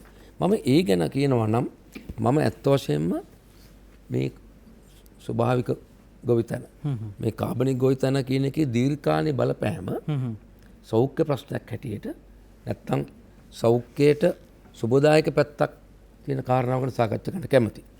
මට මොහොතකට අවසර දෙන්න මේ බොහෝ වෙලා ගාල්ලෙන් තුචාර සම්පත් රැඳී ඉන්නවා දුරකථනයේ. අයබෝන් තුෂාර මහත්මයා. අයබෝන් මහත්තයා. ඔව් කතා කරන්න. මට මේ කණ්ඩේව මහත්තයාට තමයි මට මේ කතා කරන්න ඕන. ඔව්. මේ මම ගාල්ලෙන් කතා කරන්නේ පේ වගාව පිළිබඳ මේ පෝර ප්‍රශ්නෙට මොකද්ද දෙන්න පුළුවන් උපදේශය කියලා කණ්ඩේව මහත්තයා මට දැනගන්නවා. හරි බොහොම ස්තුතියි ඔබට. තවත් ඇමතුමක් තියෙනවා. අයබෝන් ඔබට. රත්නායක මහත්මයා මිනුවන්ගොඩින් ඔබ කතා කරන්නේ අයබෝන් ඔබට. ඔව් දැන් මගේ ප්‍රශ්නේ මම ස්තුතියි අවස්ථාවක් ලබා දුන්නට. ඔව්. අපි දැන් ප්‍රශ්නේ තියෙන්නේ කෘෂිකර්මාන්ත විතර නෙවෙයි මේ දේශපාලනය සෞඛ්‍ය අධ්‍යාපනය මේ හැමදේම ආගම දහම මේක පවාද බොරු මාපියකට ඇතත්ලා තියෙන්නේ. ඉතින් මේකෙන් මිදෙන්න ලොකු පරිශ්‍රමයක් දරන්න සිද්ධ වෙලා තියෙනවා. ඉතින් මේකෙන් කොහොමද ගැලවෙන්නේ කියන එක තමයි ලොකුම කාලීන ප්‍රශ්නේ ඉස්සලා තියෙන්නේ. ඉතින් ඒකට විද්වත් මණ්ඩලින් කොහොමද යන්න ඕන කියලා දැනගන්න කැමතියි. බොහොම ස්තුතියි ඔබට. 066 22 83 668 9 ස්වභාවික ගොවිතැන ප්‍රායෝගික කළ හැකිද? වෙන විදිහින්කොත් අපිට මේ පොහොර නැතුව පිටරට පොහොර නැතුව ගොවිතැන් කරන්න පුළුවන් ද ලංකාවේ කියන කාරණේ තියෙන්නේ. මෙතුමාගේ ප්‍රශ්නෙට උත්තරේ දෙන්න අවස්ථාව දෙන්නම්. ඔබතුමාගේ කතාව මම මගින් නැවතුවා. ඔව්. මම අර කියපු වාතාවරණයේ පරිසරය තුල තමයි මේ සාකච්ඡා කරන්න ඕන මේ ප්‍රශ්නේ. දැන් මෙතනදී ස්වභාවික ගොවිතැන අපි ආරම්භ කරනකොට නැත්නම් ඒ ගැන අපි විශාල ව්‍යාපාරයක් දියත් කරනකොට මුලින්ම මම හිතනවා අපි මෙතෙක් යෙදවුම් කෘෂිකර්මය කෘමිනාශක සහ පොහොර භාවිතාව. ඇත්ත වශයෙන්ම මෙතන මේ පොහොර තහනම කරලා තියෙනවා. කෘමිනාශක තහනම් කරලා නැහැ. දැන් මේක මට පේන්නේ එක මං තුලනාත්මක දෙයක් නෙවෙයි.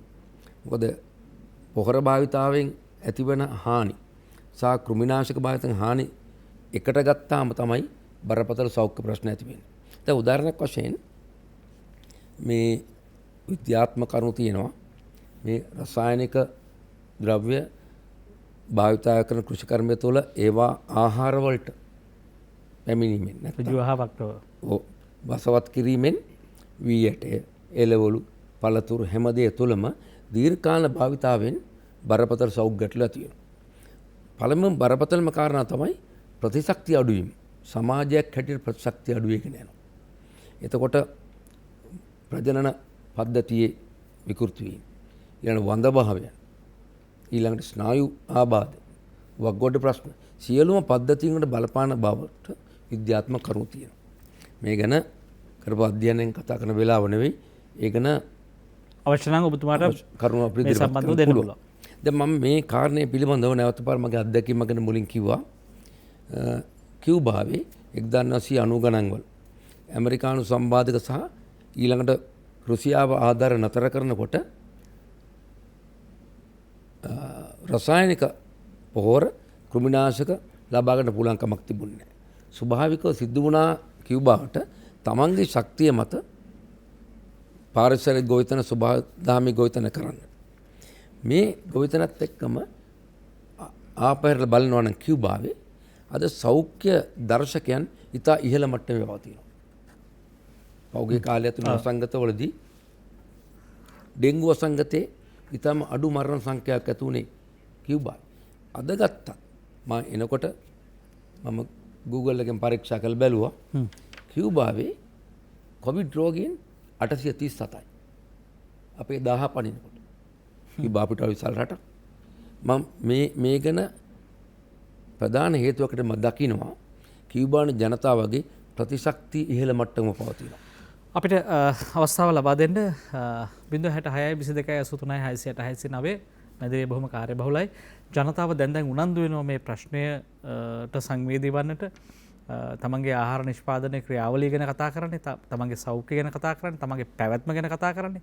තමන්ගේ විතරක් නෙවෙයි පොළොවේ ජලයේ සහ සෙසු පරිසර පද්ධතියේ පැවැත්ම පිළිබඳවයි මේ කතාව ගැට ගැහිලා තියෙන්නේ. අපි යනවා තවත් ඇමතුම් දෙකක් තියෙනවා අපිට.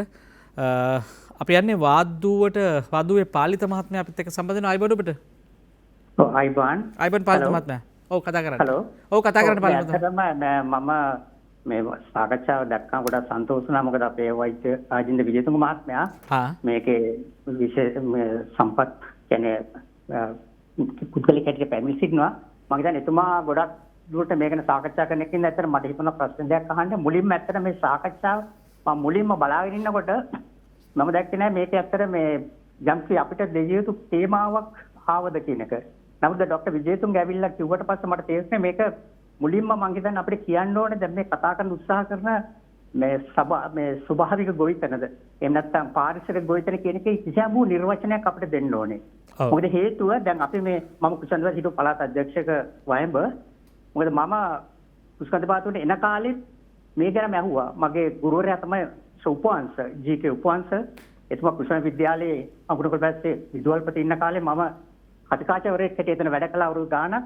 අපි ඇසොල්ලා ගැන, අපි බයෝගෑස් ගැන, ඒකාබද්ධ ගොවිපළ ගැන අපි ෆාම් එකේම දාලා අපි ගොඩක් වැඩ කරපු කෙනෙක්. ඉතින් මම හිතන්නේ ඒ කාලේ ඇත්තටම මේ තිබ්බේ ඒකාබද්ධ ගොවිපළ රටාවක් කියලා. මම ડોક્ટર විජේතුංග මෙතන කිව්වා මේක මේ බැලන්ස් කරන්න ඕන දෙයක් කියලා. තුලනය කළ යුතු දෙයක් හැටියට තේරුණා මොකද වර්තමානයේ. ඉතින් මම හිතන්නේ මේ දැන් අපි මේ කතා කරන උත්සාහ කරන රසායනික වලින් තොර ගොවිතැනක් කියන කෙනා අපිට යම්කිසි අදහසක් තියෙනවා.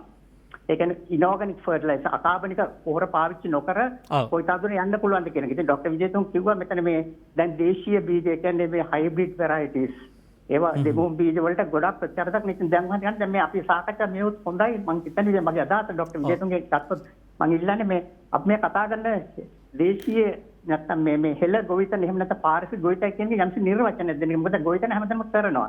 පරිසරයකට සම්බන්ධයි. ඉතින් ඒ ගැන කියලා මම හිතන්නේ ගතා කරන කිසියම් වූ ප්‍රතිපත්ති මේ රාමුවකට එනවා නම් හොඳයි මගේ අදහස. මේක නම් අපේ පළාත් සභාවල ඒ කාලේ ගොඩක් ප්‍රතිපත්ති ප්‍රකාශ කළා එතුමාගේ දායකත්වයෙන්. ඒ ගැන පොඩ්ඩක් අදහසක් දීලා කියලා හොඳයි කියලා මම හිතන්නේ. මම බොහොම ස්තුතියි ඔබතුමන්ට. අපි නැවත යනවා නෙළුව තුෂාර මහත්මයා ඔබ ඉන්නවා අපිත් එක්ක. ඔව් ඔබ නැවතවතාවක් අප සමග සම්බන්ධ වෙයි කියලා බලාපොරොත්තු වෙනවා. ඔබ බොහෝ වෙලා රැඳී සිටියා. සමාවන්න අපිට පිළිබඳව බොහෝ දුරකථන නැමතුම් වෙනවා. අපි අවශ්‍යම කාරණයක් ඔබගේ ගැටලුව අපිට යොමු කරන්න.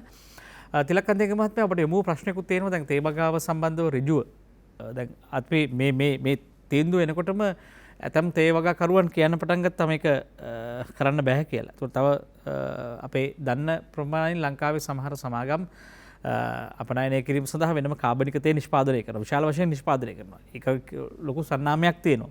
ඒ තිබියදී තව කණ්ඩායම් කියනවා මේවා කරන්න බෑ කියලා. ඔබේ මතය මොකද්ද මේ සම්බන්ධව? ගමගේ මහත්තයා මම කලියම කියන්නේ මම වතු අධිකාරිවරයෙක්. හිටපු සුප්‍රින්ටෙන්ඩන්ට් කෙනෙක්. වැව්වේ තේ, පොල්, රබර් එනසාල් ඇති තරම්. මේකෙදි මම දැකපු සුවිශේෂී දේවල් තිබුණා. මොකද අපේ සුද්දට බැන්නත් සුද්දනේ තේ ගහ ගෙනාවේ. තේ ගහ ගේනකොටම සුද්දට තේරිච්ච දෙයක් තමයි මේ ඉඩන් නිසරු වෙනවා. නිසරු වෙනකොට රසායනික පාවිච්චි කරන්න වෙනවා. නිසරු වීම වළක්වා ගන්න ඕනේ කියන කාරණාව. නිසරු වුන් රසායනික වලින් තොරව කුසිකර්ම ගෙනියන්න පුළුවන් කියන විශ්වාස නෙමෙයි. නිසරු වීම අවම කරගන්න ඕනේ කියන තැන.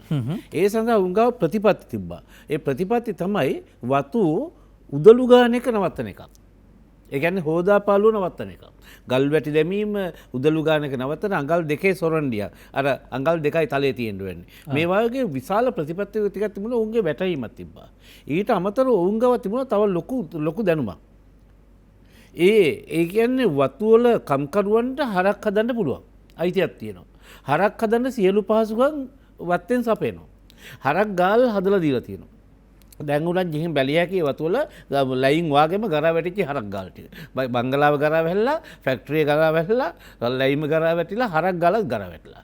ඒ හරක් ගාලේ හරක් හදනවා. හැබැයි කිරි සහ හරකගේ මස් සහ සියල්ල අයිති තියෙන්නේ හදන මිනිහට. එක දෙයක් ඒ හදන එකට අයිති නැහැ. ගොම ටික අයිති නැහැ. මට මේ මොහොතේම තේවගාකරුවෙක් සම්බන්ධ කරගන්න අවස්ථාව දෙන්න. අපි යන්නේ නෙළුවට තුෂාර මහත්මයා ඔබ සම්බන්ධ වෙන අයබෝන් තුෂාර මහත්මයාට.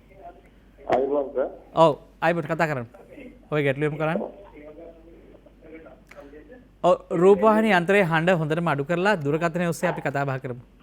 ඔව් සර් මේ මට තියෙන ගැටලුව සර් මේකයි මේ රසායනික පෝරණතු අපි මංගල් තේවගාව තේවගා කුරුඳු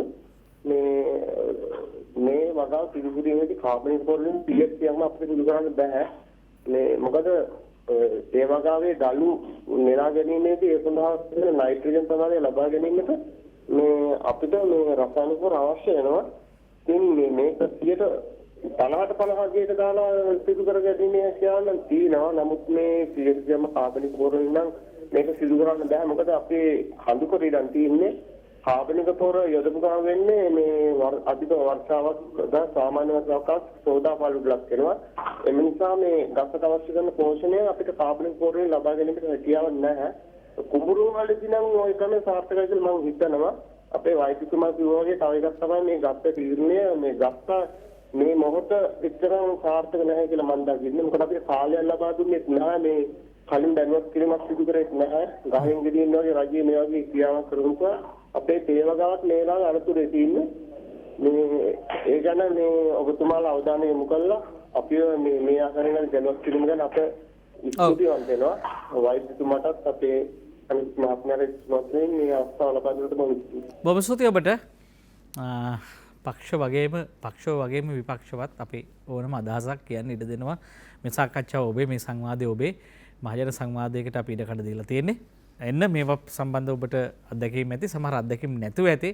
අත්දැකීම් නැතුව නම් අපි මේ කාලේ කණ එක තේරුමක් නැහැ. මේ ගොවිතැන සම්බන්ධව අත්දැකීම් නැතුව කරන්න බෑ කියන එකේ තරම් තේරුමක් නැහැ. හැබැයි අත්දැකීම් ඇතුව නම් කතා කරන්න එක වඩා හොඳයි. පොද හරි වටිනවා 066 22 83 686 9 කන්දේක මහත්මයා ඔබට බාධා කරාම. ඔව් ගමගේ මහත්මයා මේක ඇත්තටම මේ මෙතන ප්‍රශ්නයක් තියෙනවා දැන්. ඒක අදාළ කරගන්න වෙනවා ඔබට. ඔව් ඒ සාකච්ඡා කළ යුතුමයි. මේ ප්‍රශ්නේ තමයි ඉස්සරහට එන ප්‍රශ්නේ. ග්ලයිෆෝසේට් නවත්තනකොට මේ රටේ හිටපු විද්වත්තු පත්‍රවලට ලිපි පිටින් ලිව්වා වතු ඉවරයි. එහෙනම් ග්ලයිෆෝසේට් අවශ්‍යයි කියලා. එහෙම රටක් මේ රට. ඒ එකම බය කරන්න පුළුවන් මේ සිද්ධි මේක ඇත්ත මේ සිද්ධිය ඇත්ත. පොර අඩු වෙනවා. මේ දළු අඩු වෙනවා. රසායනික පොර වලින් තරම් වේගයෙන් කාබනික පොර වලින් දළු ගන්න බෑ. ඒක තමයි ඇත්ත. නමුත් මෙතෙන්දි මම ආයතරයක් කියනවා. මේ ඔය පෝර මිටි තුනේ සල්ලි එකට කියන්නේ අපි කියන්නේ පෝර දැල්ලා කියලා පෝර මිටි තුනක් දාපුවම ඒ පෝර මිටි තුනේ දළු ටික අරන් ඉවර වෙනකොටම ඒ වටිනාකමට සමානව ඒ ටික ගිහින් ඉවරයි. ගණන් හදන්න නැති එකේ මේක වැරද්ද තියෙනවා. බොහොම පැහැදිලිවම. ඒකම තමයි දැන් වැඩි කාලයක් යන්නේ නැහැ ගාල්ලා ඔය දෙනියාය නෙළුව පැත්තේ තියෙන තේ වලටත් අර උඩරට වෙච්ච තේ වලට වෙච්ච දේ වෙන එක. හේතුව රසායනික පොර දාන්න පොළවට ඒකේ ආම්ලිකතාවය වැඩි වෙනකොට පස්සේ දාන නයිට්‍රජන වාෂ්පීමේ වේගය දරා ගන්න බැරි තරම් වේගයකින් වාෂ්ප වෙනවා. ඒ කියන්නේ පද පොර මිටි එකක් දාන වත්තට තව අරුත් 10කින් පොර මිටි 3ක් දාන්න වෙනවා. ඒකට තමයි ටිකක් හරි ඩොලමයිට් දාලා ওই තත්ත්වයේ මේ අම්ල ගතිය ඡාර ගතිය බවට පත් කරන්න. තීරණ භාෂාවෙන් කිව්වොත් ඇඹුල් ගතිය කිරි ගතිය බවට පත් කරලා ටිකක් ෂේප් කරගන්න පුළුවන්. ඒ ටික ෂේප් කරගෙන දළු කඩාගෙන යනකොට අවුරුදු ගාණක් මේක හෝදාපාලුවට ලක් වෙලා ඕකේ නිසරු පොළොවක් බවට පත් වෙලා ඉවරයි. ඔබගේ ස්කේටි අදහස තේ වගාවත් කරන්න පුළුවන්. අනිවාර්යයෙන්ම අපි තේ වගාවේදී පරිස්සම් වෙන්න ඕනේ. අපි පරිස්සම් වෙන්නේ නැහැ. ඔය සරුම ඉඩන්ටිටි තමයි අද දළු කඩන්නේ. ඔය සරුවක නිසරු වෙනවමයි. ඒ හින්දා මම මේ තේ වගා කරන අයට කියනවා තේ වගා කරන්න අවශ්‍යම නම් මම තේ අතහැරපු එක. අවශ්‍යම නම් නිසරු වීම වළක්වා ගන්න පළවෙනි එක.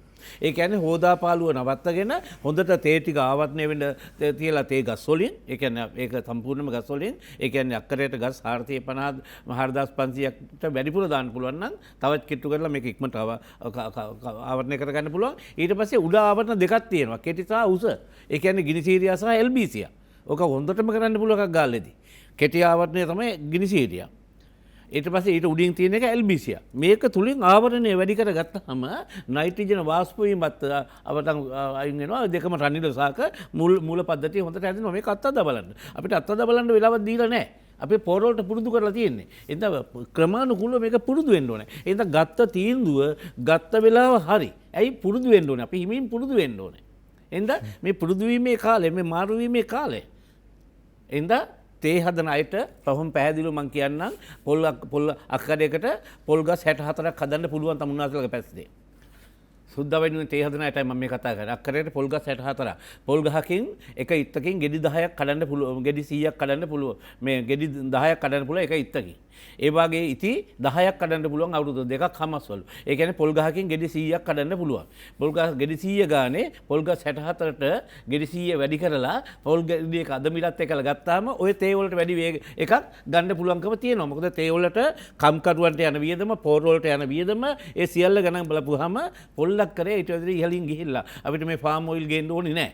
ඒක වෙනම මේ රටේ තියෙන හදන්න ඕනේ කතන්දරයක්. නමුත් තේ වලට බය වෙන්න එපා. අවශ්‍ය නම් කවුද මේ තුෂාර මහත්තයා කතා කරන මගේ දුරකථනයෙන් මම ඔබතුමාට අවශ්‍ය සේනුම උපදෙස් ටික දීලා ඔබතුමාගේ තේවත් පාලනේ මම දුරකථනයෙන් ඔබත් එක්කලා එකතු කරලා කරන්න පුළුවන් මේක. අභියෝගේ බාර ගන්නවා.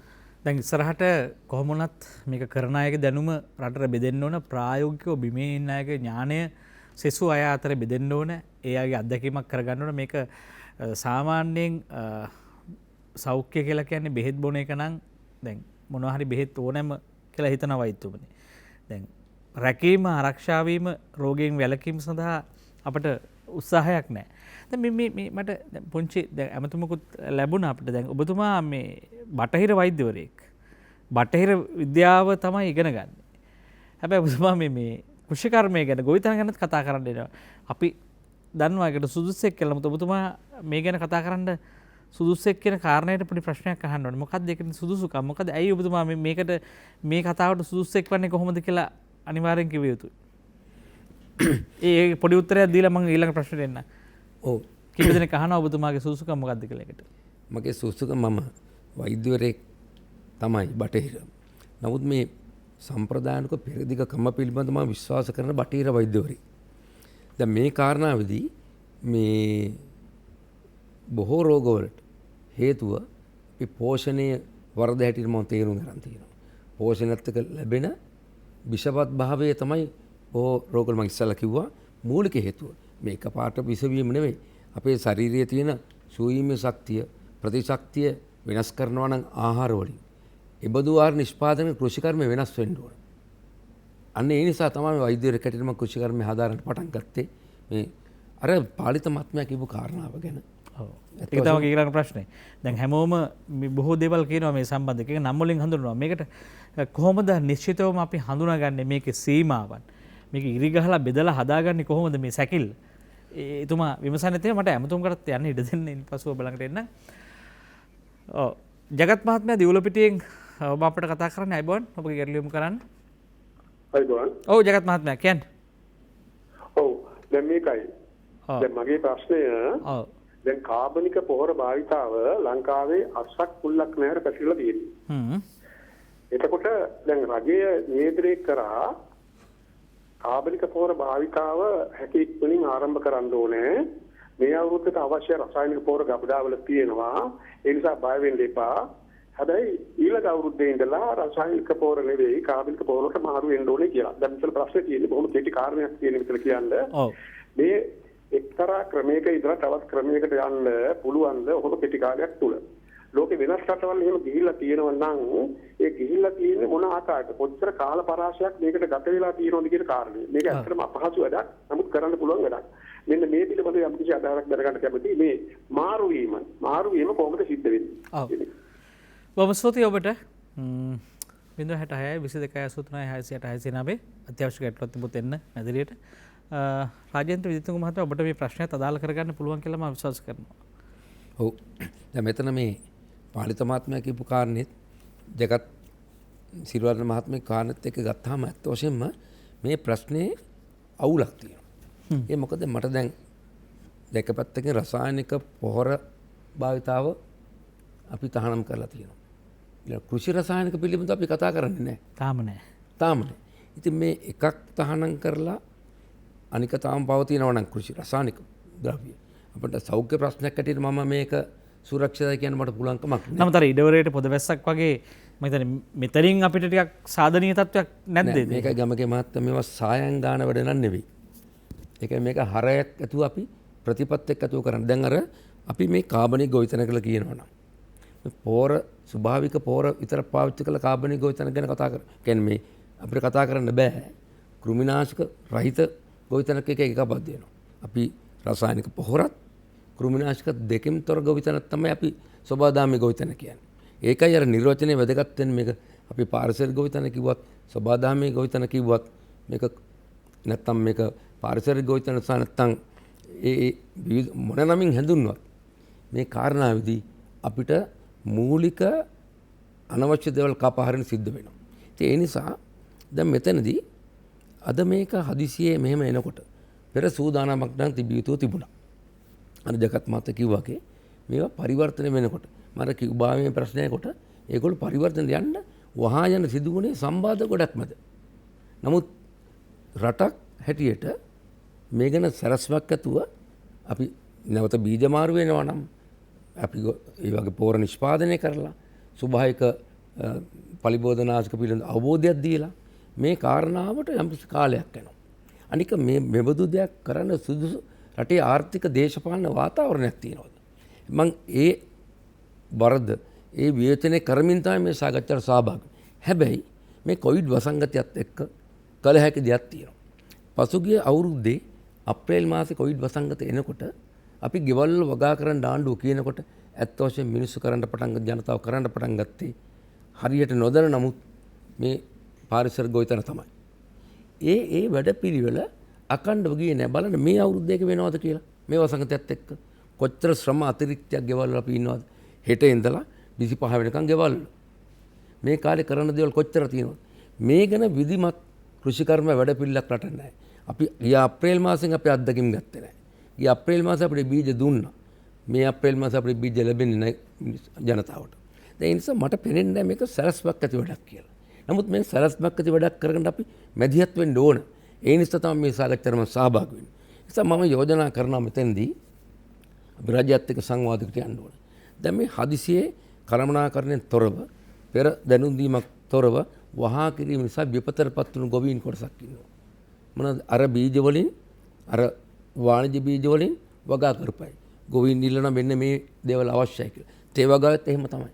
මේ අස්සන අඩුවීම මේ අනික් කොවිඩ් වසංගතයත් එක්ක බඩට වැදුණු පහරට අලුතෙන් එකතු වෙන පහරක් වෙනවා. ඒක දරන්න බෑ ජනතාවට. ඒ නිසා මේක මීට වඩා අපි පරිවර්තන කාල පරිත්‍යාග බඩපත් කරන්න ඕනේ. හැබැයි අපි ඉලක්ක වෙනස් කරනවද නැහැ තිලක්කන්දක මහත්තයා කියනවා වගේ. ඒක ඒ ප්‍රතිපත්තිය පස්සට ගන්න බෑ. නමුත් දැන් සෞභාග්‍ය දැක්මේ පැහැදිලිව කියලා තිබුණා මේ කාබනික සංකල්පේ නැත්නම් මේ රට වස විසින් තොර කරන්න ඕන කියලා ජනතාවම පැහැදිලිවම කියලා තිබුණා. කියලා කිව්වා ඒක. දැන් අපි කියමුකෝ තව දැන් පැහැදිලිව කලින් දැනුම්පත් වීම කරානේ. දැන් තව කණ්ඩායම් කියනවා දැන් කලින් කිව්වා කියලා. තව කට්ටිය කියනවා දැන් ප්‍රමාද වැඩි කියලා. දැන් මේවා තීරණ ගන්නකොට අපිට රටේ හැමෝටම අහුම්කම් දෙන්න බෑ. රටක ආණ්ඩුවක් විසින් සමහර නීති හදයි, ප්‍රතිපත්ති හදයි. හැබැයි ඊළඟ කාර්යය පැවරෙනවානේ මේකේ විශේෂඥයින්ට. කෘෂි කර්මය දැන් එදා ඒ කියනකොට දැන් මේක අලුතෙන්ම ආපු මාතෘකාවක් නෙවෙයි බිඳුවෙන් පටන් ගන්න යන්න නෑනේ මේක. දැන් මේක ගිය අවුරුද්දෙත් පස්වෙනි සෙනති රටක් කියන සංකල්පයෙන් ටිකක් දුර ආවා. ආපහු කාගේ හරි රුමනාවට මේක ආපහු පස්සට දැම්මා. ගිය අවුරුද්දේ ග්ලයිෆොසේට් තහනම් කරනවා මේ අවුරුද්දේ පොහොර තහනම් කරනවා. දැන් මේ වගේ හැම තහනමක්ම එනකොට මේකට බෑ කියලා විරෝධතාවය ඇවිල්ලා මේක ආපහු යට ගැහුවොත් කවද්ද මේක කරන්නේ අපි? මේකයි මූලික ප්‍රශ්නේ. දැන් සෞභාග්‍ය දැක්මේ මේක ප්‍රකාශයටපත් කිරීම වැදගත් දෙයක්. ඔව්. නමුත් මේක ප්‍රායෝගිකව කරනකොට පෙර සූදානමක් අවශ්‍යයි කියන්නේ දැන් බීජ ප්‍රශ්නේ ගන්නකො. එහෙමනම් මේ අවුරුද්දේ මුල මේ වාණිජ බීජ වර්ග ගෙනීම නතර කරන්න ඕනේ. මුලින්ම ගොවින්ට දෙන්න ඕන බීජ නෙමෙයි. ඒ බීජ දීලා ආනයනය කරු බීජ දීලා දැන් පොහොර නතර කිරීමට ගියාම අරුබුදයක් ඇවිල්ලා තියෙනවනේ. මොකද ඒ බීජ ඉල්ලා හිටනවා පොහොර. අන්න ඒකයි මම කියන්නේ මේක වාක්‍යයක් ඉදිරිපත් කිරීම සහ පොළවේ පැල කිරීම අතර ලොකු පරතරයක් තියෙනවා. මොකද මිනිස්සු මේ කරනකොට ඇති වෙන ප්‍රායෝගික දේවල් දකිමින් තමයි සූදානම් කරන්න ඕනේ. දැන් උදාහරණයක් වශයෙන් දැන් බලන්නකෝ. දැන් පෞගි දස්සල ටයර් ගෙනීම නතර කරා. වාහන ටයර් තිබුණේ නැහැ. මගේ වාහනේ ටයර් දෙකක් මම දැම්මා. දේශීය නිෂ්පාදන ටයර් අපි පාවිච්චි කරන්න ඕන. රුපියල් 9000 රුපියල් 4000කින් වැඩි වෙලා.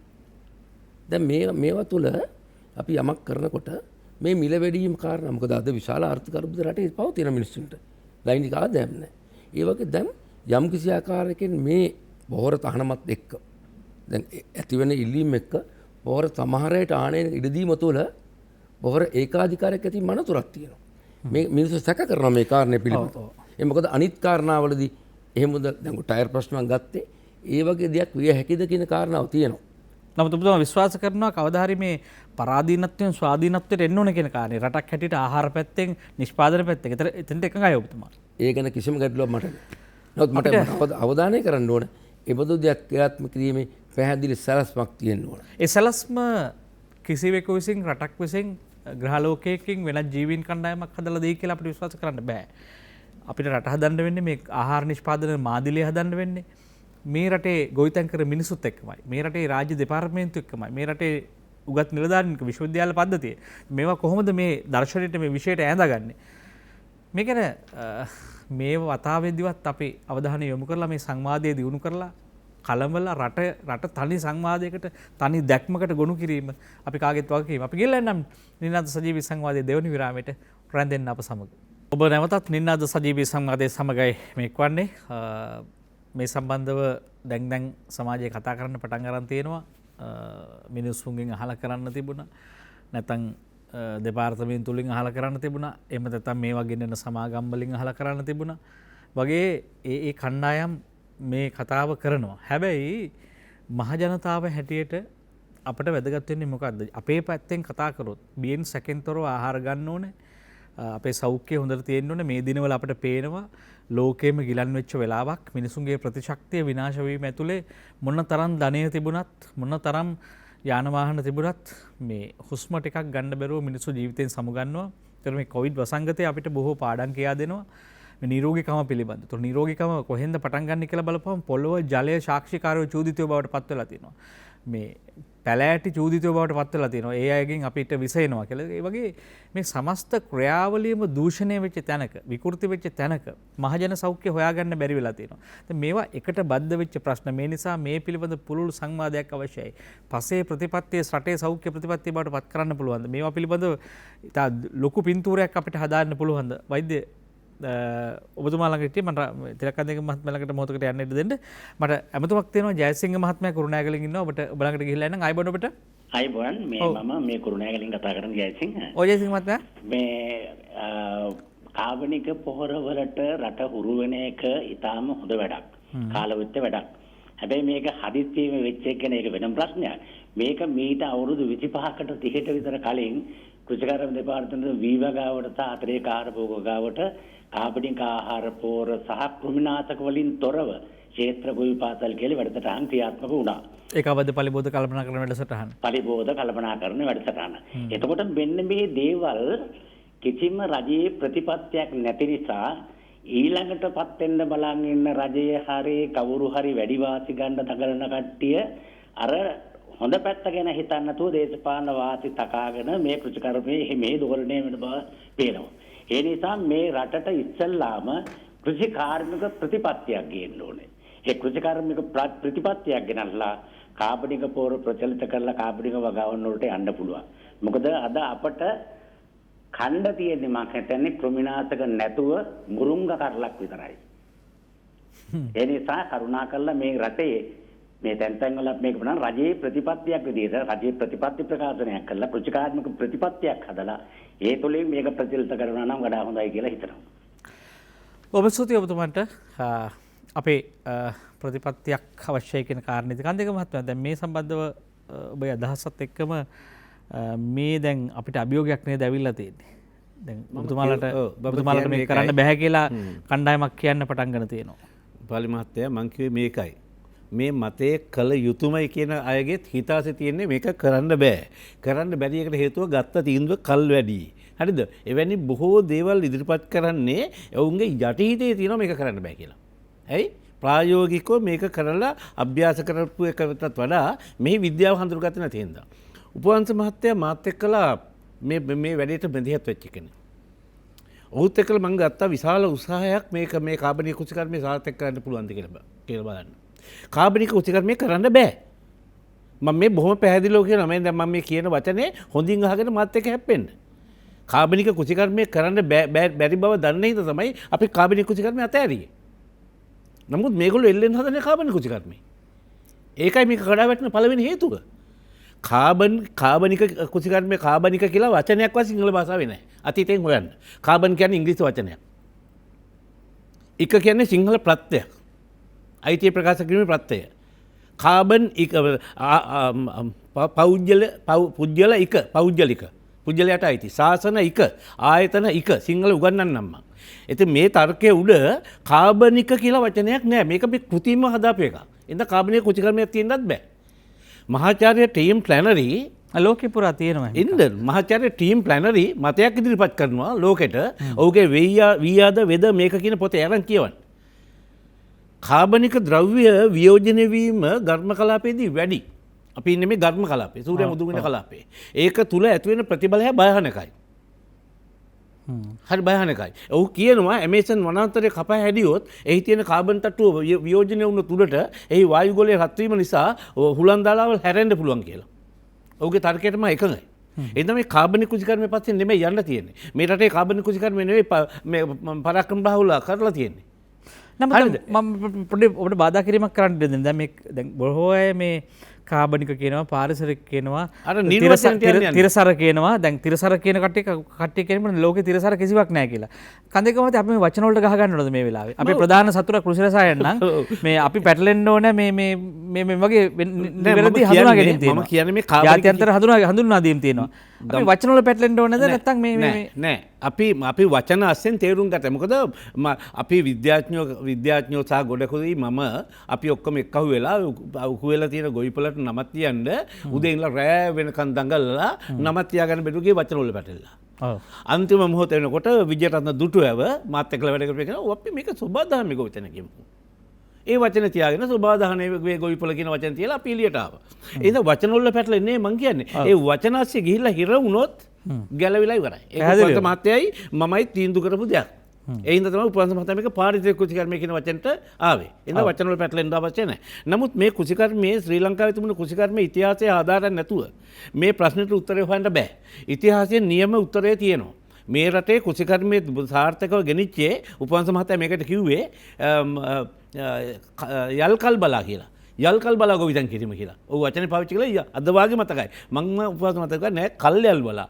යල්කල් බලා නෙවෙයි කියලා. කල්යල් බලා ගොවිතැන් කිරීම කියන එක හැදෑරුවොත් ඒකයි මේකේ උත්තරේ තියෙනවා. මේක තුල තිබෙන ස්වභාවික නයිට්‍රජන් චක්‍රය අවබෝධ කර ගැනීම සහ නයිට්‍රජන අවම අවශ්‍ය නැති නැත්නම් නයිට්‍රජන් ඉල්ලා කෑ ගහන්න නැති දේශීය බීජ පාවිච්චි කිරීම සහ අඩුම ශ්‍රමයකින් මේ කෘෂිකර්මය කරන්න තිබුණු ක්‍රමය වටහා ගැනීම. කන්දේක මහත්තයා දැන් ලෝකයේ ඇවිල්ලා තියෙන තව ප්‍රශ්නයක් තමයි මේ කෘෂිකර්මයට ඉඩම් සීමා වෙලා තියෙනවා මේ ශ්‍රී ලංකාවෙත් මේ වෙන විට ජනාවාස ඇති වෙලා මිනිස්සු පදිංචි වෙලා තව වෙනත් කර්මාන්ත කාර්මිකරණය වෙලා හැබැයි ඊට පස්සේ මේ ඉන්න කටවල් සහ බඩවල් වලට කන්න දෙන්න පුළුවන්. ආහාර ප්‍රශ්නයක් එන්නේ නැද්ද කියන ප්‍රශ්නෙට අපි උත්තරේ හොයන්න ඕනේ. මේක සෙල්ලම් කතාවක් නෙමෙයි.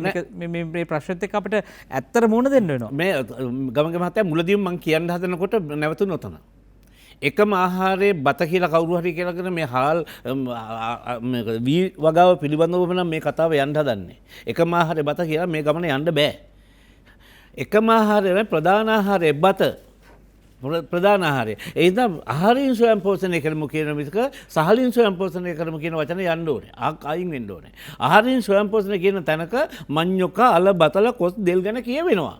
මේ වගා නොකරන ඒවා වගා නොකරන ආහාර ඔකස්සේ ගොඩාක් තියෙනවා. ඒකට පොහොර දාන්නේ නැහැ. පොහොර දාන්නෙත් නැහැ. ඒවා අපත යනවා. කවුරුවත් කොස් රැක ගැනීම, දෙල් රැක ගැනීම, ඒවා ආහාර කියලා ගණන් ගැනීම මේ පන්නන්නෙම වීවගාව පිටිපස්සෙන්. එළවලුත් මේ එළවලු ගත්තත් මේ අපේ ගමක තියෙන කොලයක් මේ උයන හැටි දන්නේ නැහැ. අල කොළ උයන හැටි දන්නේ නැහැ. එතකොට ලෝලු කොලයක් උයන හැටි දන්නේ නැහැ. මං අහනවා පුළුවන් දන්නවද කියලා. මේව තමයි පුංචි කාලේ අපි කෑවේ. ඒක තමයි මේ ප්‍රතිශක්තිය අපි ගාව තියෙන්නේ. දැන් කැරට් බීට් නෝකොල් රාබු ලීක්ස් මේවනේ. කොහෙද මේ කැටකිලා ගියේ? අන්න ඒ සියල්ලම ප්‍රතිපත්තියක් හැටියට හදාගෙන යන ගමනක් යන්න ඕනේ. කල් වැඩි කියලා කියනවනම් මම ඒකට එකඟයි. ගත තීන්දුව කල් වැඩි කියලා නමුත් ගත උතුමයි. කල් වැඩි කියලා කියන්නේ මේක කුචිකර්ම දෙපාර්තමේන්තුව නෙවෙයි මේක ඉස්සරහට එන්නේ අධ්‍යාපන දෙපාර්තමේන්තුව.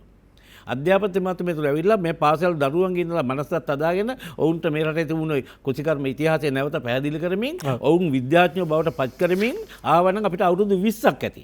හරි අවුරුදු 20කට කලින් මේ තීන්දුව අරගෙන හිමින් ආවනම් නමුත් මේ තීන්දුව ගැනීම පිළිබඳව මගේ සන්තෝෂය තියෙන්නේ මේක හදිසි තීන්දුවක් නෙමෙයි. මම ඔප්පු ගන්න පුළුවන් කඩදාසිය මෙතන ගෙනාපු නැතේ ගැන මම දුක් වෙනවා. මේ ජනාධිපතිවරයා ජනාධිපතිකම බාරගත්තට පස්සේ මාස 6ක් යන ඉස්සෙල්ලා මට එවනවා පත්වීමක්. ඒ පත්වීම් කඩදාසිය මං ගාව තියෙනවා. කාබනික කුසිකර්මය සඳහා රට යොමු කළ යුතුයි. ඒ සඳහා ප්‍රතිපත්ති හැදීමේ කමිටුවක් පත් කරනවා. 5 දෙනෙකින් යුත් කමිටුවක්. ඒක එක සමාජිකයෙක් මං. එහෙනම් මේක හදිසි තීන්දුවක් නෙමෙයි. ඔහුට ඒ තීන්දුව උමනාව තිබුණා. මේ තීන්දුව හදිසි වෙන්නේ කොයිද හින්දා? පැහැදිලිව කියපු තැනක් තිබුණා. මම මේ ඔහුට කඩේ යනවා නෙමෙයි. මම මගේ මතයටයි මං කඩේ යන්නේ. ඔහු පැහැදිලිව කිව්වා මේ රෝගී තත්ත්වයේ හේතුව ප්‍රතිශක්තිය පිළිබඳ ප්‍රශ්නයක්. ප්‍රතිශක්තිය දුර්වල වෙන්නේ වස කෑම නිසා. වෛද්‍යතුමා කියන්න උත්සාහ ගත්තේ ඕක. එහෙනම් ප්‍රතිශක්තිය වෙනුවෙන් වස විස නැති ආහාරයකට යා යුතුයි. කොතනින් හෝ පටන් ගත යුතුයි. එහෙමනම් දන්න අය ඉස්සරහට එන්න ඕන දැන්. දන්න අය. කාබනික පාරිසරික නම් පාරිසරික තිරසාර නම් තිරසාරක සෝබාදාන දන්න එක තරම් ඉස්සරහට එන්න වෙලාව ඇවිල්ලා ගමක මත්තයා තවත් කතා කරන්න වෙලාවක් නැහැ ඕකේ. ඔව් අපි මේ පිළිබඳව අපිට දැන් හිතෙනවා සැබෑවටම කතා බහක් අවශ්‍යයි කියලා. හැබැයි අපි මේ තීන්දුව අරන් තිබ්බේ නැත්නම් අද කතා බහ කරමින් ඉන්නෙම ඇයි මේ තීන්දුව ගන්න නැත්තේ කියලා. හැබැයි දැන් අරගෙන තියෙනවා වෛද්‍යතුමනි. දැන් අරගෙන තියෙනවා මේ තීන්දුව. දැන් අපි මේ සාකච්ඡාව කරා නම් මේ රසායනික අඩු ගානේ පොහොරවත් ඇයි මේ පොහොරවත් තහනම් කරන්න බැරි කියලා අපි කතා කරන්න තිබුණා. හැබැයි දැන් ඒක අරන් තියෙනවා කියමු. කවුරු හරි විසින් අරන් රජය විසින් අරන් තියෙනවා. හැබැයි මෙතනින් පස්සේ ඔබතුමාර කිව්ව සැලැස්ම හරි වටිනවා. මේක ප්‍රායෝගිකවක් යථාර්ථයක් බවට පත් කර ගැනීම සඳහා කොහොමද මේක කරන්නේ, කෙසේද කරන්නේ, කවුරුන් සමග කරන්නේ කියන කාරණේදී අපි කොතනද ඊට ගන්නේ, මොකද්ද සැලැස්ම? ඔබතුමාට ඒ සම්බන්ධව වෙනත් රටවල අත්දැකීම් තියෙන නිසා අපි කොහොමද ඒ අත්දැකීම් ටික අපි අවශෝෂණය කරගන්නේ මේ ශ්‍රී ලංකාවේ මේක යථාර්ථයක් කිරීම සඳහා? සාකච්ඡා යම්කිසි ගලා යාමක් තියෙන නිසා මේතුමා කියපු කාරණාවකින් මම පොඩ්ඩක් ඒකට ප්‍රවිෂ්ඨ වෙන්න. මම සන්තෝෂ වෙනවා මේ ජනාධිපතිතුමා මේ ප්‍රතිශක්ති ඒ ප්‍රශ්නයක් හැටියට කොවිඩ් වසංගතය දැකීම ගැන මම සතුටු වෙනවා. ඇත්තටම මම මේ කමිටුවේ ඔබතුමා ඉන්න බව දන්නවනම් මම යෝජනා කරන මේ කමිටුවට පොහොර විතරක් නෙවෙයි කෘමිනාශකත් අහනම් කරන්නයි කියලා. ඒක නොකර මේක හරියන්නේ නැහැ ප්‍රතිශක්ති ප්‍රශ්නෙට. ඒක අංශභාග වැඩක්. නැතුව පොහොරට වඩා බහුම්බරපතලයි කන්දක මහත්මයා කෘමිනාශක කෘෂි රසායනික භාවිතාවයේ තියෙන හානි. දැන් මම මෙතන පිළිගන්නේ මෙහෙම අපි රසායනික පොහොර භාවිතා නොකරන කෘෂි රසායනික භාවිතා නොකරන විතන ගැනයි මම මේ කතා කරන්නේ. ඒක මොන නමින් ඒක හඳුන්වනවා. මෙතන ජයසිංහ මහත්මයා කියපු කාරණා මම අවධාරණය කරනවා. රටකට සෞඛ්‍ය ප්‍රතිපත්තියක් ඕන, කෘෂිකාර්මික ප්‍රතිපත්තියක් ඕන. මේකන උත්සාහයෙන් තිබුණා. මේ මෙතන කතා කරපු සමහර මහත්තුරු දැන් අර පාලිතිකල මහත්මයෙක් කතා කරේ කුරුණෑගල වයඹ පළාත් කෘෂිකර්ම අධ්‍යක්ෂකවරයෙක්. මා කියුබාවේ ගිහලාට පස්සේ අපි කියුබාට ගියේ ඒ කාලේ වයඹ පළාත් මහාමිතුවරයාත් එක්ක. එයා කෘෂිකර්ම විද්‍යාඥයෙක් නිමල් බණ්ඩාර මැතිතුමා. ඇවිල්ලා අපි කරේ ඉස්සලාම වයඹ පළාත් ඒ කාලේ මම පළාත් සභා මන්ත්‍රීවරයෙක් වයඹ පළාත් කෘෂිකර්ම ප්‍රතිපත්තිය හදුවා. ඒ ප්‍රතිපත්තිය පාලිත මහත්තයලා ගැවෑමෙන් හමස් පෙට්ටියට ගියා. හැබැයි ඒව ලියවිලට තාම තියෙනවා. ඒක අපි යෝජනා කරේ කියුබාවෙන් විශේෂඥයෝ ලංකාවට ආවා. වන්දනා ශිවා ආවා ඉන්දියාවේ. එතකොට මැලේසියාවේ සරෝජිනී රෙංගම්මැණි මේ ගැන උනන්දු පිරිස ඇවිල්ලා තමයි හැදුවේ. මේ දැන් අපිට මේ ආණ්ඩු රජයට අලුත් දෙයක් කරන්න නෑ අතෝෂෙම. මේ පෙට්ටි යට තියෙන වයඹ පළාත් කෘෂිකර්ම ප්‍රතිපත්ති උඩට ගත්තා නම් ඒකේ තියෙනවා ඔය අධීරකරණය. අපි කවද්ද අපි බීජ නතර කරන්නේ? අපි බීජ හදන්නේ කවද්ද කොහෙද? ඊළඟට රසායනික පොහොර අපි නතර කරලා අපි දේශීය නැත්තම් අපේ තියෙන කාබනික පොහොර අපි නැත්තම් සමා වෙන්න මේ අපේ ස්වභාවික පොහොර නිෂ්පාදනය කොහොමද? මේ ගැන හොඳ සැලැස්මක් තියෙනවා. දැන් මේක අපි ගරු ජනාධිපතිතුමාට කියන්න ඕන මේක ක්‍රියාත්මක කිරීමේ අධීරකරණය කිරීමක් තමයි කරන්න ඕන. මේක එකවර කිරීමෙන් ඇතිවන ප්‍රශ්න වළක්වන්න බොහොම ලේසි. එසේ නොකර අපි කරන්න යෑමෙන් මේකට තියෙන විශ්වාසය, මේකට තියෙන අභියෝග, විරුද්ධවාදීන් සහ මන්දෝත්සාහීන්, ගොවීන් කැළඹීම් මේ නිසා ඇතිවන හානි ඊට වඩා බරපතලයි. මම හිතනවා ඊටාම වැදගත් කාරණේ තමයි අපි මේ සියල්ල කරන්න යන්නේ මාරාන්තික කොවිඩ් වසංගතයේ මැද ගොවීන්ට සෞඛ්‍ය සම්පන්න වෙන්න එදිනෙදා කණ්ඩ මේ බත නැතුව තව බොහෝ දේ අවශ්‍යයි. ඉතින් අන්න ඒ සන්දර්භය තුල තුල මේක කරන්න ගියාම ඇති වෙන ප්‍රශ්න ගැන අපි සාකච්ඡා කරනවා. ඇත්ත වශයෙන්ම මම හිතනවා විසඳුම් හොයන්න ඕනේ. විසඳුම් මේක මෙතුමා කිව්වත් මෙතුමා කිව්ව කාරණා තමයි මේ විසඳුම හදන්න ඇත්ත වශයෙන්ම මේ හොඳ කාලයක් මේක තමයි. හැබැයි අර කිව්ව ප්‍රශ්න අමතක කරන්නේ නැතුව පැහැදිලි. මම මුලින්ද කිව්වා ගිය අප්‍රේල් මාසේ මිනිස්සු නිතින් ගෙවතු වගාවලට ගියා. මේ අප්‍රේල් මාසෙ කෘෂිකර්ම දෙපාර්තමේන්තුවට ඒක අමතක වෙලා තියෙනවා. රජයටත් අමතක වෙලා තියෙනවා. දැන් බීජ ලැබෙන්නේ නැහැ. එතකොට මේක තුල සැලැස්මක් නැති බවක් පේනවා. අපි ඒක ඇති කරගමු. දැන් මේ ඉදිරි කාලේ ඇති වෙන විවේකයේ තුල මේක අපිට ගොඩනගන්න පුළුවන්. අපි සාකච්ඡා කරමු මේ ගැන කියලා තියෙනවා. මේක ඉදිරියේදී සාර්ථක වෙන්න නම් මේ රටේ හිටපු ලයනල් වීරකෝන් වගේ අපේ විද්වතුන් ඊළඟට ඉන්දියා වන්දනා ශිවායන විද්වතුන් පතපත ලියලා තියෙනවා මේ ගොවිතැන් ක්‍රමෙන් මේ පාරිසරික ස්වභාවික ගොවිතැනෙන් බීජ නිෂ්පාදනය විතරක් නෙවෙයි හොඳ අපිට අස්වැන්නක් ලබා ගැනීම ක්‍රම පිළිබඳව ඉදිරිපත් කරලා තියෙනවා කල හැකි බව. ඉතින් අද අපි අර කෘෂිකාර්ම ප්‍රතිපත්තිය තමයි අපි ඔය තේවක අපනයන කෘෂිකර්මෙට මොනවද කරන්නේ? අපිට එකවර නතර කරන්න පුළුවන්ද බැරිද? අපි ඒක වෙන් කරගන්න ඕන අපි එදිනදා කරන අනිකුත් කෘෂිකාර්ම භෝග නිෂ්පාදනය. ඔබතුමා පිළිගන්න එක කිසිවක් බිඳුවෙන් පටන් ගන්න නෑ අපිට. දැන්ට කරගෙන යන දේ තමයි අපි කරගෙන ඒවා විධිමත් කරන්න තියෙන්නේ. රජයට වඩා ස්වාධීන සම්බන්ධන දේශීය බීජ ව්‍යාපාරය කියලා අපේ ඇලෙක්සැන්ඩර් ක්ලාපේ හිතවතෙක් දේශීය බීජ නිෂ්පාදක. අද බලන්න 1997 තමයි මගේ රෝහලෙන් මගේ සෞඛ්‍ය මධ්‍යස්ථානයේ පටන් ගත්තා. අපි සබාදහමේ නිෂ්පාදන විකුණුම් හලක් පොලක්. අද කුරුණෑගල කෘෂිකර්ම දෙපාර්තමේන්තුව මැදිහත් වෙලා සබාදහම නිෂ්පාදන පොලක් ගෙනියනවා. කොයිඩ් වසංගත නිසා වැහිලා ඒක. අද සහල් පාරම්පරික සහල් ඕනතරම් මිලට ගන්න තියෙනවා දැරිය හැකි මිලකට. ඒකට මේක බිඳුවෙන් නෙවෙයි. මේ ගැන වැඩපිළිවෙල තිබිලා තියෙනවා. අද අවශ්‍ය වෙන්නේ ඒ දැනුමැති කොටස් සම්බන්ධ කරගෙන වැඩපිළිවෙලක් ඇදීමයි. අරු ජනාධිපතිතුමා කළ යුතු ප්‍රථම කාරණා මේක අවංක උත්සාහයක් නා. මේ පිරිස හොයාගෙන අපහසු නෑ. මේ කොටස් එක්ක මෙතුමලා මැදිහත් වෙයි. අපි මේ රටට පොළවේ කරන්න පුළුවන් වැඩපිළිවෙලක් සකස් කරගෙන අර දැවෙන ප්‍රශ්න වලටත් විසඳුම් දෙමි. මොකද හදිසියෙ ඇති වෙන පරිවර්තනගත ප්‍රශ්න වලට විසඳුම් දෙන්න ඕනේ. නැත්තම් මිනිස්සු මන්දෝත්සාහ වෙනවා. අන්න ඒ බඳු වැඩපිළිවෙලකට මැදිහත් වීමේ බලාපොරොත්තුෙන් තමයි අද නම් මම මේ සාකච්ඡාවට ආවේ. කන්දේක මහත්මයා මේ මෙතුමා කිව්ව කාරණේ සත්‍යතාවයක් නැද්ද කියලා ඔබෙන් විමසුවොත් එකක් තමයි දැන් අපේ 2000 පාලන ආණ්ඩුව සමයේ එක්තරා දුරකට ග්ලයිෆොසේට් තහනම ගැන අපි හැමෝම දන්නවා. මේක තහනම් කරා. වසවිස නැති රටක් පිළිබඳව ලොකු වැඩපිළිවෙලක් තිබුණා. ඒකට වෙනු ආයතනයක් තිබුණා. ඒකට රාජ්‍ය මුදල් තිබුණා. ඒතර මේවා භාවිත වෙච්ච විදිය ඊට පස්සේ මේ ව්‍යාපෘති ගමන් කරපු දිශාවවාදී අත්දැකීම් ඒ තරම්ම මිහිරි නෑ. ඒවා ඒතකොට දැන් ඉතින් අපිට යම් ප්‍රමාණයක් ඔප්පන මේක කරන්න බෑවයි කියලා කට්ටියක් ඔප්පු කරන්න උත්සාහ කරා. හැබැයි දැන් මේ පාරත් වැරදුනොත් මෙතුමා කිව්වා වගේ සදාකාලික මේ විෂය අඩි 6ක් නෙවෙයි අඩි 16ක් යට යන්න ඉඩ තියෙනවා. ආයෙ අවුරුදු 20කටවත් මේක ආපහු ගන්න බැරි වෙනවා. ඒ අවදානම නැද්ද? දැන් මේකට සූදානම්ද දෙපාර්තමේන්තුව සහ අනිකුත් විද්‍යුතුන් සූදානම්ද?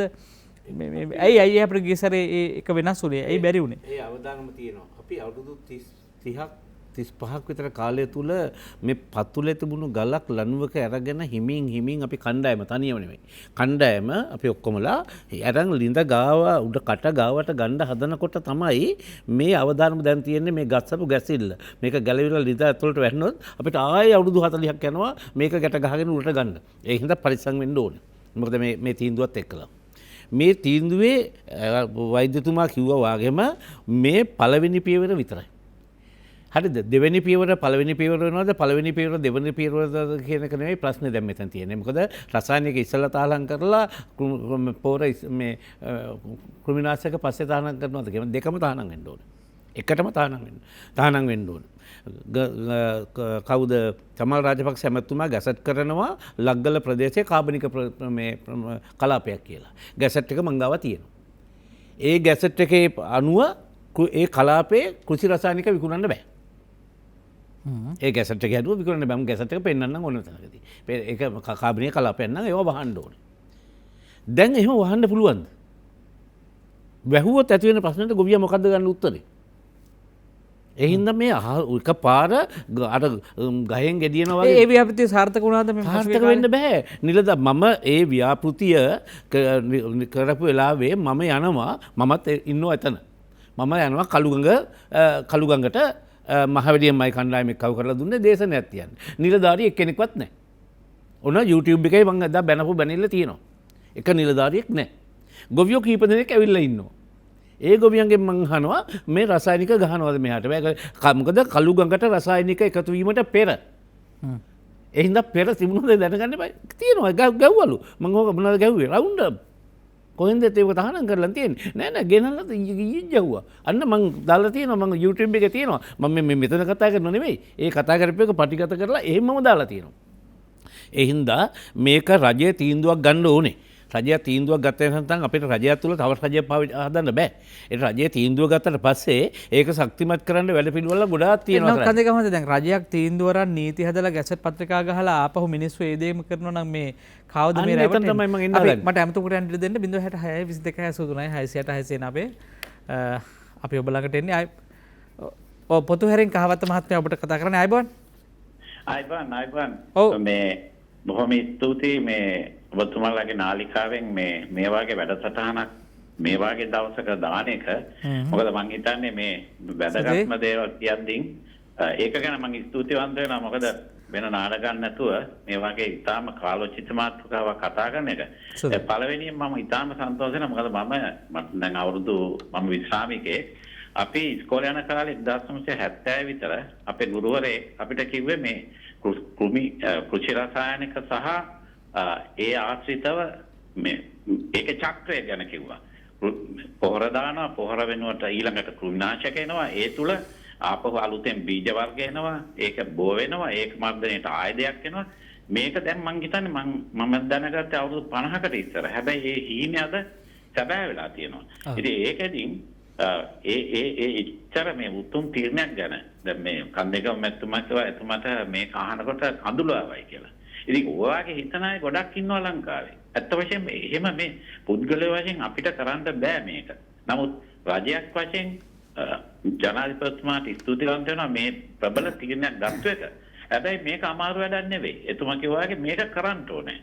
කවුරු හෝ ඉදිරිපත් වෙලා කරන්න ඕනේ. මේක කරන්න ඕන කළ යුතු දෙයක්. පහුගිය කාලෙම කතා කරේ මේකෙන් ඇති වෙන ලෙඩ රෝග, මේකෙන් ඇති වෙන ව්‍යසනේ. හැබැයි ඒව එකකටවත් తాවකාලික මේ ප්‍රතිකර්ම නැතිබුණේ. ඉතින් මේ වැඩේ මෙන්න මේ වාගේ රටට ආදරය කරන මේ වැඩේට ආදරය කරන විද්වත්තු ගෙනල්ලා මෙහෙම දැනුවත් කරලා මිනිස්සුන්ට මොළ හොදලා මේ හැමදාම හිතපු මේ පොහොරයි කෘමිනාශකයි තුලින් විතරයි මේ කරන්නේ. තව එකක් තමයි දැන් සමහරු ඉන්නවා හිටපු ගමන් කියන ඔය වල් මරන්න මෙන්න මේකයි එකතු කරලා දාපන්. එතකොට වල් මැරෙනවා. ඉතින් ඒ වගේ මේ මොඩ විදිහට මිනිස්සු මේ මහ පොළොවට සැලකුවේ. මහ පොළොව කියන්නේ මේක අපේ උතුම්ම දේ. ඉතින් ඒක රැකගෙන ඒකෙන් පෝෂණය ලබන අපි ඒකට සලකන විදිය හොඳ නැති වුණා. අපි පොඩි කාලේ මෙතුමාමලා කිව්වා කොස් ගහට අපි පොහොර දාන්නේ. හැබැයි ඒකත් දැන් පුරුදු වෙගෙන එනවද නැහැ. ඒකත් කරා ඉස්සරහට. ඉතින් ඒ නිසා මේ වැඩේ හොඳයි. මේ කරපු තීරණය හොඳයි. ඒ තීරණය වෙනුවෙන් ඔබතුමාලගේ නාලිකාව මේ වගේ වැඩසටහන් තව තවත් කරන්නත් මේ අත්ත වශයෙන් මම හරි සන්තෝෂ වෙනවා මේ වැඩේ මේ විදිහට කරනවට. බොහොම ස්තුතියි මගේ අදහස් අහගෙන හිටියට. බොහොම ස්තුතියි. ඔබට අපි අවස්ථාව දීලා තියෙනවා. නිනාද සජීවී සංවාදයේ ඔබේ සංවාදයක් රට අවශ්‍ය සංවාදයක් අපි නිරන්තරව බලා ඉන්නේ. ජනතාව පීඩාවට පත්වන ප්‍රශ්න සාකච්ඡා කරලා සංවාද කරලා ඒ තුලින් උත්තර හොයාගෙන ඒ ගැටලුවෙන් එළියට යන්න පාර කියන එක පාර හොයන එක ඊට අවශ්‍ය ප්‍රතිපත්ති සම්පාදනය කිරීමට බලපෑම් කරන එක අපි දිගින් දිගටම මේ අද පමණක් නෙවෙයි ඉතිහාසයේ බොහෝ තැන්වලදී තමන් ගන්නා බත් පිඟාන එන්නේ කොතනින්ද ඒක දූෂණය කරලා ගන්නවද එහෙම නැත්නම් ඒකට වහ ගහලා ගන්නවද නිකන් පිරිසිදු ගන්නවද කියලා අපි කතා කරලා තියෙනවා. තමන් කන කෑමට වහ දාන එකම කණ්ඩායම මිනිස්සයා ඒක අපි පැහැදිලිව දන්නවා සෝබාදහමේ කිසිම සතෙක් ඒ අනතුරට ගොදුරු වෙන්නේ නැහැ. බොහොම ස්වභාවිකව ජීවත් වෙන සත්තු අතරේ අපි රෝහල් වල පෝලිං ගහනවා. සත්තු අද නිදහසේ පියාඹනවා නිදහසේ ජීවත් වෙනවා. මේක හරි ඛේදනීය තත්වයක්. රට විතරක් නෙමෙයි මුළු ලෝකෙම මුහුණ දෙන තත්වයක්. ඒ නිසා ලෝකයේම රටවල් ආපසු හැරී බලන මොහොතක් මේක. තමන් කන කෑම වේල දිහා ආපහු හැරලා බලන මොහොතක්. තමන්ගේ පොළොව දිහා තමන්ගේ ජල මූලාශ්‍ර දිහා ආපහු හැරලා බලන මොහොතක්. හැම එකේම නාඩි පරීක්ෂාවක් කරන වෙලාවක්. අපි රැඳී ඉන්නේ නින්නත් සජීවී සංවාදයේ සමග. මේ ගැන බොහෝ දේ ඔබට කියන්න තියෙනවා. අපි ගිහිල්ලා එන්නම් අපේ අවසන් විරාමයට රැඳෙන්න අප සමග. ස්වභාවික ගොවිතැන ප්‍රායෝගිකව කළ හැකිද? මේක බොහෝ දෙනෙක් අහන ප්‍රශ්නයක් නිසා අපටත් බොහෝ දෙනෙක් කියව ප්‍රශ්නයක් නිසා අපි අද ඒ මාතෘකාව බවට පත් කරගත්තා. ගිහිල්ලා එන්නම් විරාමයට රැඳෙන්න අප සමග.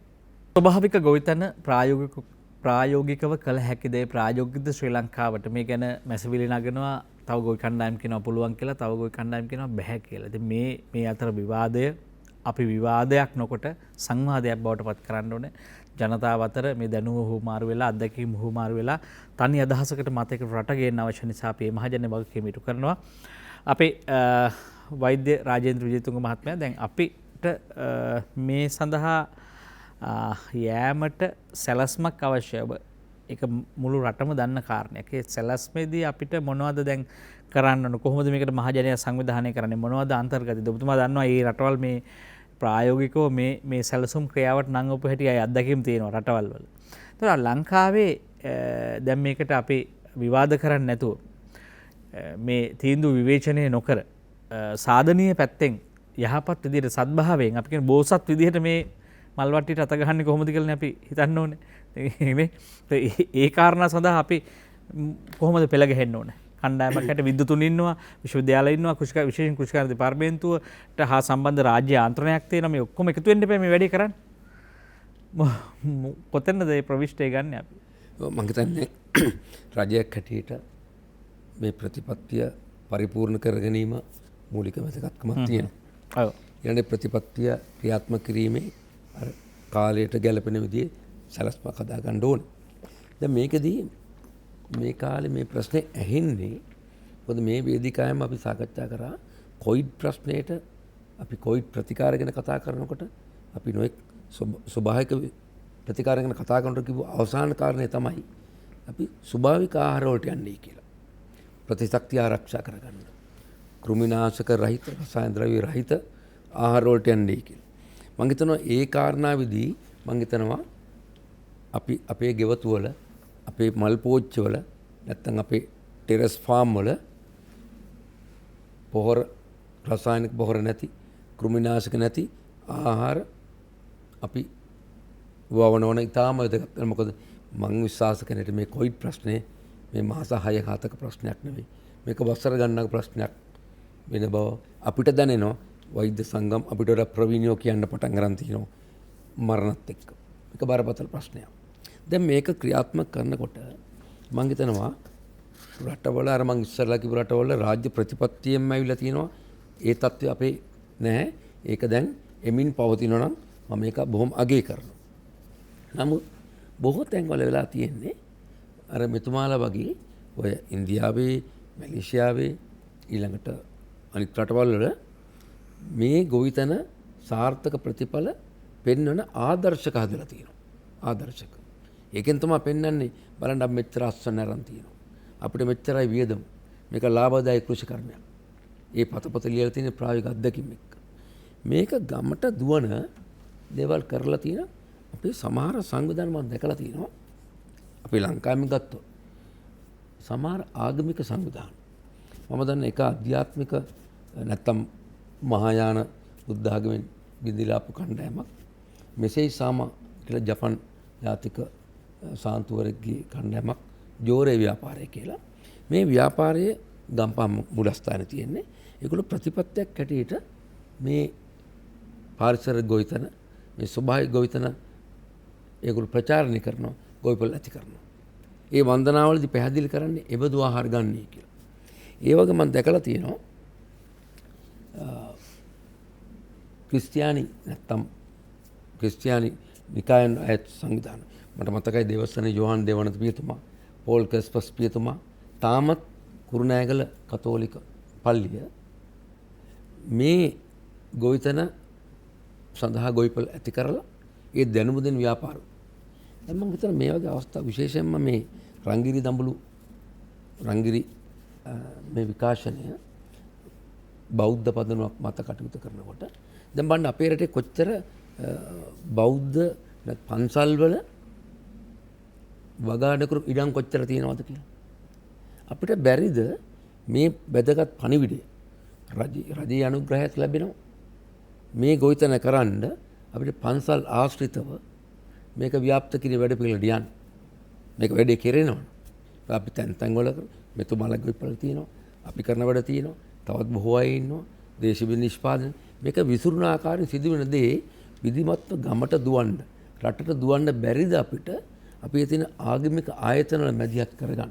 මොකද අපිට විශාල ශක්තියක් මේ රංගිරි නාලිකාව. එහෙම දෙයක් කරොත් මම හිතනවා මේකේ ඉම්පැක්ට් එකක් මේක ප්‍රතිඵල බලන්න පුළුවන්. අපි ගාට හරි කරපු වැඩ වලින් අද කුරුණෑගල හැමතැනම පාරම්පරික සහල් ගන්න තියෙනවා. දැරියක මිලකට විවිධ නම් වලින් රටේමත් ගන්න තියෙනවා. දැන් මම හිතනවා මම යෝජනාවක් කරන්නේ අපි රජයත් එක්ක මේක තා පුරුල් කරන්නට හරි අර කියන සහන මම තදින්ම විශ්වාස කරනවා අර්බුදයට පාත්‍ර වුණ අයට සහන දෙන්න ඕන. අවශ්‍ය අයට ඒගොල්ලෝ කර වැරද්ද තව ටිකක් කරන්න ඉඩ දීලා ඒකට සහනයක් දෙනවා නම් සහනයකුත් දීලා හැබැයි අපි කාලයක් කියන්න ඕන මෙතුමා කිව්වාගේ මේ ගොවිතැනට මේ කාලෙන් පස්සේ මෙන්න මේ ක්‍රියාමාර්ගය ගන්න එතකොට ඔය රසායනික පොර අවශ්‍ය වෙන්නේ නැහැ. ඒවා නිෂ්පාදනය කරන්නත් ඕන. මම දන්නවාද පහුගිය කාලේ හදපු තැන්වල මේ ස්වභාවික පොර හදාපු තැන්වල දේශීය අපේ රසායනික තොර හදපු තැන්වල ඒවා නතර වෙලා තියෙනවා. ඒවා නැවත පටන් ගන්න පුළුවන්. මේවා පිළිබඳව වැඩපිළිවෙලක් එක්ක අපි ප්‍රායෝගික වැඩසටහනට ගියොත් තමයි මම හිතන්නේ අද මේ සාකච්ඡාව ප්‍රතිඵලදායී කියලා මම හිතන්නේ. මේක තනි සාකච්ඡාවකින් නිමා කරන්න බෑ. අපි ජනතාවට මඟ පෙන්වීමක් සහ උදව්වක් තමයි කරන්න මේ සාකච්ඡාව දියුණු කරන්න. කන්දේගම මහත්මයා දැන් මේ තව ප්‍රශ්නයක් මිනිස්සු අහන එකක් තියෙනවා පොදුවේ අපි විමසන කාරණයක්. දැන් මේ ඇත්තටම මේ ක්‍රමයක ඉඳලා තව ක්‍රමයකට යනකොට ඒ ක්‍රමය පිළිබඳ දන්නා ඉන්නවද? දැන් ඇත්තට මේ කට්ටිය කතා කරන දැනුම විද්‍යාත්මකද? මේ කෘෂිකර්මයේ මේ ගොවිතැන ගලපන්න පුළුවන්ද? ඒවා සත්‍යද? මේ බොරු කියනවා. එක එක්කෙනා එක එක මතවල ඉන්නේ. දෘෂ්ටිවාදීන් ඉන්නේ. එක එක දේවල් කියමින් ඉන්නේ. මේ බහුබූත සමාවෙන්නේ ඒ වචන වලින්ම සමහර අය ලිපියවා තිබුණා. දැන් ඒවත් එක්ක අපිට මේව යන්න පුළුවන්ද කියලා. ඔබතුමා හිතන්නේ ඇත්තටම ප්‍රමාණවත් පිරිසක් ඉන්නවද ලංකාවේ දැන් මේ අපිට මේක කෘෂිකර්ම දෙපාර්තමේන්තුව සහ එවැනි ආයතන හරහා කරන්න පුළුවන්. එහෙම නැත්නම් විකල්ප කණ්ඩායම් ඉන්නවද මේක කරන්න? ඒ මිනිස්සුත් එක්කනේ මේ කරන්න ඕනේ. ඒ සම්බන්ධව ඔබතුමාගේ මතය මොකක්ද? අදහස මොකක්ද? පාලි මහත්තයා අපි කෘෂිකර්ම දෙපාර්තමේන්තුවට බැනලා වැඩක් නැහැ. බොහෝ අය හිතා ඉන්නවා මම කෘෂිකර්ම දෙපාර්තමේන්තුවේ ඉන්න අය මමයි නයි පොළොංගු වගේ කියලා. පේන්නේ ඒකනේ. මේ කෑ ගහන්නේ ඒගොල්ලන්ට විරුද්ධව නෙමෙයි. මොකද ඒගොල්ලන්ට කිව්වේ පැවතුණු හැම රජයක්ම ප්‍රමාණාත්මකව ආහාර වැඩි කරන්න. ආහාර අර්බුදයක් එනවා. ඒගොල්ලෝ ඒ සඳහා දන්න එකම උපක්‍රම ඒගොල්ලන්ට විශ්වවිද්‍යාලයෙන් උගන්වපු එක. මේ රටේ කෘෂිකර්ම විද්‍යාල වලින් විශ්වවිද්‍යාලය ඉගෙනුවේ NPK සරණං ගච්ඡාමි. Nitrogen පොටෑස් phosphorus.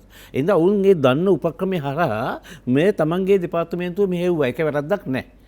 වැරද්ද ඇවිල්ලා තියෙනවා දැන් දැනෙනවා. වහ කනවා මිනිස්සු තට්ටු ගණන් ස්පිරිතාල හැදෙනවා. හන්දියක් ගන්න පාමති මිනිස්සු හවසට වෛද්‍යවරයාගේ පොලිමේ ප්‍රශ්නේ දැන් ඇවිල්ලා. මේකට උත්තර හොයනකොට තමයි මේක නවත්තන්න ඕනේ කියන තැනට ඇවිල්ලා තියෙනවා දැන්. නවත්තන්න ඕනේ කියනකොට උන්ට කරන්න දෙයක් නැහැ. මොකද උන්ට පුරුදු කරලා තිබුණේ වෙන දෙයක්. දැන් ඔබ අහන්නේ එහෙමනම් එහෙම නැවැත්තුවොත් මේක පරණ විදියට පුරුදු කරන්න පුළුවන් මිනිස්සු ඉන්නවද? ඒ මිනිස්සු ආවොත් ඔය මේ අද තියෙන ආර්ථික ආහාර අර්බුදයට ඔවුන්ගේ විසඳුමේ උත්තරයක් තියෙනවා. ඔය දෙක තමයි යන්නේ. අනිවාර්යයෙන්. එහින්දා දෙවෙනි එකට මම උත්තරය දුන්නා. මේක සහලින් නෙමෙයි ආහාරින් ස්වයං පෝෂණය කරන්න ඕන කියන එකට යන්න ඕනේ. දෙවෙනි කතන්දරේ මේ ඉන්න විද්වත්තු පරිසර කෘෂිකර්මය කරන අය, කාබනික කෘෂිකර්මය කරන අය ඔවුන් එක එක ඒවා දන්නවා. ඒ දන්න කණ්ඩායම එකක් කරලා සාකච්ඡාවකට අරගෙන ඒ දක්ෂ කණ්ඩායම් වල මතය ඉස්සරහට එන්න අරින්න ඕනේ. ඒ ඉස්සරහට එන්න නම් රාජ්‍ය තෙරපුමක් ඕනේ ඊළඟට. රජයෙන් එහෙම නැත්නම් මේක කරන්න බෑ. මොකද ඉහලින් පටන් ගන්න ඕනේ. බොහොම පැහැදිලිවම. එහෙම නැත්නම් අපි තලාපෙලා දානවා. දැන් පසුගිය මේ කියන දෘෂ්ටිය නැත්නම් මේ කියන මතවාදය මේ කියන දර්ශන ඉස්සරහට ගෙන්නේ පසුගිය කාලේ විද්‍යාඥයෝයි පෙනී හිටපු කණ්ඩායමක් හිටියා ලංකාවේ. ඒ විද්‍යාඥයෝ හිටියට ඒගොල්ලෝ හොයාගෙන ගියේ ඒගොල්ලෝ විද්‍යාඥයෝ වෙච්ච දර්ශනය හරහා. ඔය විද්‍යාඥයෝ කියන අය දර්ශනය හොයාගෙන තියෙන්නේ ඔවුන්ගේ ආචාර මහාචාරකම් අලා අර බටහිර අධ්‍යාපන රාමුව අස්සේ. ඒකෙන් ඒ රාමුව කඩාගෙන එළියට එන්න පුළුවන් උනේ එක්කෙනෙක් දෙන්නෙකු විතරයි. එහෙම අයටත් උම්මත්තකෝ කියලා පහර දෙනවා මේ රටේ. එහෙම අයගේ නම් වශයෙන් මට කියන්න පුළුවන් එයා පිස්සෙක්. එහෙම ආපු මහාචාර්යවරුන්ට ගහනවා. එවැනි තැනක ඔවුන්ට උන්ගේ රාමුව අස්සේ ඉඳගෙන වැඩ කරන්නලා තියෙන්නේ. රාමුවෙන් නිදහස් වෙලා නැහැ. එහෙම රාමුවෙන් නිදහස් වෙච්ච අය ඉන්නවා. ආන්ගේ නිදහස් වෙච්ච අය මම කියන්නේ මෙතෙන්ට ගේන්න කියලා. උදාහරණයකට මම කියන්නම්. නයිට්‍රජන් පිළිබඳව එක්සත් ජාතිකයේ සංවිධානයට ප්‍රශ්නයක් ආවා. ඒ ප්‍රශ්නය මීට අවුරුදු දෙකකට කලින් තිම්පුවලදී. තිම්පු සාකච්ඡාවට ගිය ලංකාවේ ළමයෙක් මට එතනින්ලා කතා කරනවා සර් ප්‍රශ්නයක් තියෙනවා.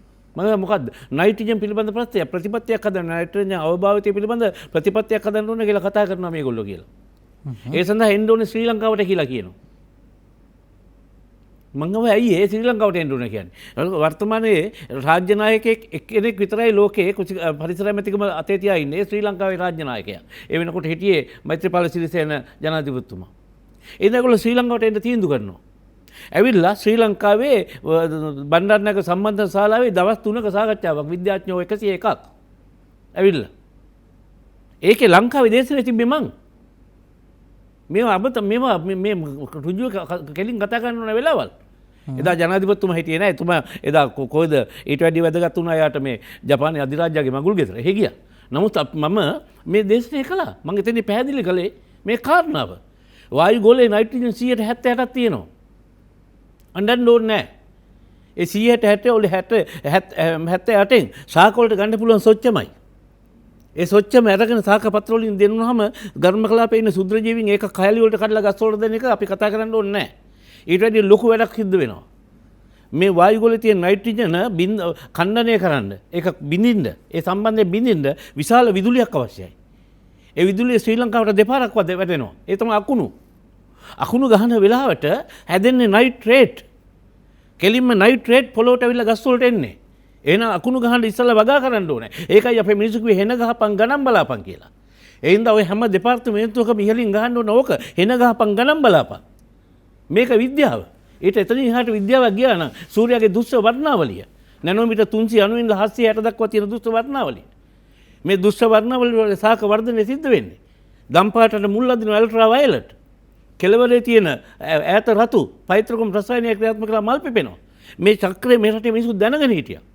ඒ දැනගෙන හිටපු එක විද්‍යාවට විද්‍යාඥයෝ දැන් එක්සත් ජාතික සංවිධානයේ කට්ටිය ඒක සාකච්ඡා කරන දෙයක් මේක දැන්. අපි නෑ මේකේ. ඉතින් ඒ හින්දා ඒ දුෂ්‍ර වර්ණාවලිය ඒ කියන්නේ අපි දුෂ්‍ර වර්ණාවලිය අපිට ප්‍රිස්මයෙන් පෙන්වනවා කැඩෙන්නේ නැටි. නමුත් ඒක කුසිකර්මයට සම්බන්ධ වෙන්නේ කොහොමද කියලා පෙන්වලා නැහැ. මේ පරිශීලකෝ මේව පරිශීලනය කරන්න ඕනේ. ඒ කියන්නේ සමහර දැනුම් පද්ධතිය ඔබතුමා කියන්නේ මේ බටහිරින් ස්පර්ශ කරලා නැහැ කියලා. හිතසක් තියෙනවා. ඒ හින්දා පෘථිවිය හරි රවුම් ඒ පෘථිවිය වටේ තියෙන වායු ගෝලයේ ජල වාෂ්ප තියෙනවා. කර්කටකයේ සහ මකරයේ සහ සමකයේ අතර ඉරක් ඇවුවොත් ප්‍රිස්ම දෙක හැදෙනවා. ප්‍රිස්මේ සූර්යයා සමකයට ඉර මුදුන් වෙනකොට ප්‍රිස්මේ හරහා එන්නේ දම්පාට. ඒ හින්දා මාර්තු අප්‍රේල් අල්ට්‍රා වයලට් මාර්තු අප්‍රේල් වෙනකොට ගේ ඇතුළේ තියෙන අර්ථාපල්ලලෙත් මුල් අදින්නේ මේ හේතු හින්දා කවුද මේවා කතා කරන්නේ? ඔව් දැන් වෛද්‍ය රාජේන්ද්‍ර විජිතුංග මහත්මයා දැන් අපිට දැන් මේ දැනුම් පද්ධතිය හිමි කණ්ඩායමක් ඉන්නවනේ. ස්වභාවික ගොවිතැන කරනවා නම් ඒක පාරම්පරිකව ඒ ගොවිතැන ආශ්‍රිතව ආහාර නිෂ්පාදන ක්‍රියාවලිය සහ ආහාර ක්‍රම. දැන් එම දැනුම් පද්ධතිය හිමි අය මේකට මැදිහත් වෙලා ඉන්නවද කියලා අපි දන්නේ නැහැ.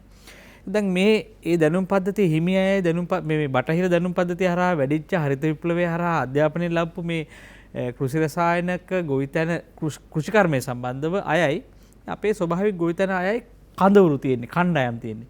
මේවා ඒකාබද්ධ කරන යාන්ත්‍රණයක්, වැඩපිළිවෙලක් නැත්නම් මේ වගේ දැනුම හුමාරු වෙන සංවාදයක් අපිට හදන්න බැරිද? ඒක අවශ්‍යතාවයක් නැද්ද මේවා ඉස්සරහට යනවා නැත්නම් අපි නැවත කට්ටිය ගහ ගැනීමක් සිද්ධ වෙන්නේ? එක කට්ටියක් කියනවා කෘෂිකර්මය දන්නේ නැහැ කියලා. තව කට්ටියක් කියනවා ඒ කට්ටිය කෘෂිකර්මය දන්නේ නැහැ කියලා. දැන් මේක තරම් රටකට හොඳ තත්ත්වයක් නෙවෙයි. හැබැයි මේ හැමෝම එක්ක යන්න ඕන ඉස්සරහට. ඔබතුමා දකින්නේ දැන් මේ ඔබතුමා මධ්‍යස්ථ කෙනෙක් මේක. සහ බටහිර ඉගෙන ගත්ත කෙනෙක්, බටහිර විද්‍යාව ඉගෙන ගත්ත කෙනෙක්. මොකද්ද ඔබතුමාට දෙන්න තියෙන උත්තරේ මේකට? හරි සංකීර්ණ ප්‍රශ්නයක්. මේ ඇත්ත වශයෙන් මේක මේ අපේ අධ්‍යාපනයේ විශ්වවිද්‍යාල අධ්‍යාපනයේ මේකත් එක්ක බැඳුණු ප්‍රශ්නයක්. ඒක බොහොම කෙටියෙන් කියනවා නම් මේ අපේ කුෂිකර්ම විද්‍යාලවලින් මේ ගුරුකුල වල අර්බුදයක් තියෙනවා තමයි. ඒකයි අර කෘෂිකර්ම ප්‍රතිපත්තියක් හදනකොට, සෞඛ්‍ය ප්‍රතිපත්තියක් හදනකොට ඒක ඒ සෞඛ්‍ය අධ්‍යාපනයේ කෘෂිකර්ම අධ්‍යාපනයත් එක්කයි බැඳෙන්නේ. අපි මෙබඳු ගොවිතැනක් ගැන කතා කරනවා නම් අපි විශ්වවිද්‍යාල පද්ධතියේ ඉඳලාම ඒගොල්ලන් ඔළුව එකට හදන්න ඕන. ඒකෙන් බිහි වෙන දරුවෝ නැත්තම් ඒක ඉරි ආයතනයට ගිහිල්ලා පුහුණු වෙලා හරියන්නේ නැහැ. අපේ බතලගොඩ මුලින් හිටපු පර්යේෂකයෝ මුලින් පුහුණු කරේ පිලිපීනේ ඉරි ආයතනේ. ඒතර එතන දෙමු නිෂ්පාදන අර හම්බන්තොට වෙරයිටිස් වගේ නෙමෙයි. ඊට වෙනස් අර ඉරි ආයතනේ දර්ශනත් එක්කයි ගියේ. එතකොට ඒ නිසා මම හිතනවා ඒ කියන්නේ ජාත්‍යන්තර සහල් පරීක්ෂණ ආයතනය ජාත්‍යන්තර පරීක්ෂණ ආයතනයේ තිබුණු හරිත විප්ලවයේ බීජ තව නිෂ්පාදනය කරේ. දැන් ඒවා ටික ටික වෙනස් වෙලා තියෙනවා. මොකද පහුගිය කාලේ මේ විශේෂයෙන්ම මේ වසන්තයේ නිහඬය කියලා මේ රචල් කාසන්ගේ පොත පරිවර්තන කරේ විශ්වවිද්‍යාල ආචාර්යවරියක් රාජපක්ෂ චන්දි රාජපක්ෂ. ඔව් චන්දි රාජපක්ෂ. මෙබඳු අය බැනි අය කෘෂිකර්ම අපේ පීඨවල ගුරුකුලවල ගියන් පස්සේ ශිෂ්‍යයොත් වෙනස් වුණා. ඇත්තටම ලයනල් වීරකොන් වගේ මහත්තුරු ඔය ආචාර්යවරු. නමුත් ඒ ප්‍රවාහය ශක්තිමත් කළ යුතුයි. ඒකයි කෘෂිකර්ම ප්‍රතිපත්තිකදී අධ්‍යාපනය වැදගත් වෙන්නේ. හැබැයි මම හැම වෙලේම මේ නමුත් මේ සමා වෙන්න දැන් මේ පිළිබඳ විශේෂඥයින් එද්දි මේ දර්ශනය ගෙනියන්න වැඩපිළිවෙල ගෙනියන්න පසුගිය කාලේ ඉදිරිපත් උනේ මේවා දන්න අයද මේ ඒක ටිකක් සැක සහිතයි. මට ඒක නම් අවබෝධයක් නැහැ කවුද හිටියේ නැත්te කියලා. මොකද ඔබ ඇයි දායකුන් නැත්තේ ගේ සැරේ? දැන් ඔබතුමාලා මේකේ සජීවීව මේ ශේෂ්ත්‍ර ඉදිරියෙන් ඉන්න අය දැනුමෙන් පොහොසත් නම් අත්දැකීමෙන් පොහොසත් නම් ඔබතුමාලා මේ යන්නේ පැය මේ පෙරහැරේ. නම් කිරීමේ විද්‍යාඥයෝ නම් කිරීමේ දැනුම් නම් කිරීමේ අයිතිය අපිට නැහැ. අපෙන් අහලා නම් කරනවා නම් හුඟක් දේවල් වෙනස් වෙන්න තිබ්බා.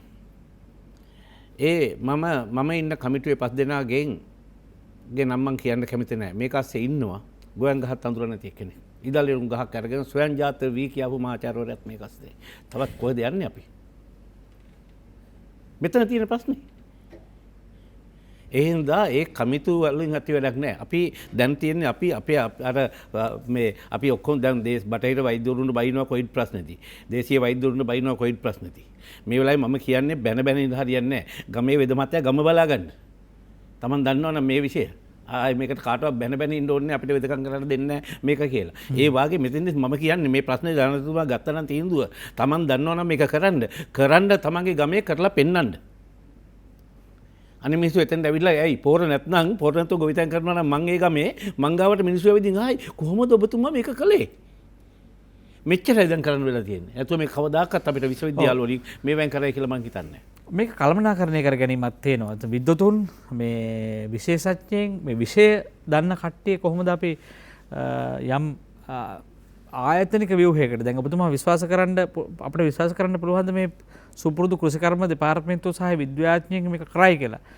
පුද්ගලයා හැටියට දෙතුන් දෙනෙක් මේකට අර කතා කරපු අය වගේ ටිකක් මේ බොහොම ගැඹුරට කියවපු අධ්‍යයනය කරපු පරිසරය සහ විෂය අධ්‍යයනය කරපු අය මේක වෙනස් වෙලා ඉන්න පුළුවන්.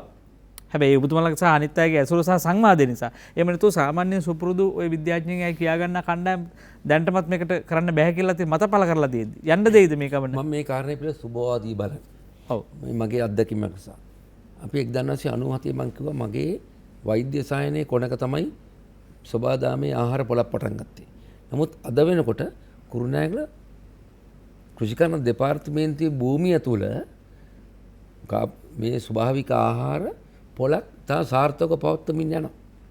ඒක අධීක්ෂණය කරන්නේ මේ කෘෂිකර්ම දෙපාර්තමේන්තුවේ නිලධාරීන්. නමුත් ඔබතුමාට මෙහෙම ප්‍රශ්නයක් යොමු කරොත් දැන් අර කලින් කතා කරපු මහත්මයා කිව්වා දැන් කෘෂිකර්ම දෙපාර්තමේන්තුව හරහා ගොවි ජනතාවට හඳුන්වා දීපු හොඳ වැඩසටහනක් තමයි ශ්‍රේෂ්ඨ ගොවි පාසල ඒකාබද්ධ පලිබෝධ කළමනාකරණ වැඩසටහන.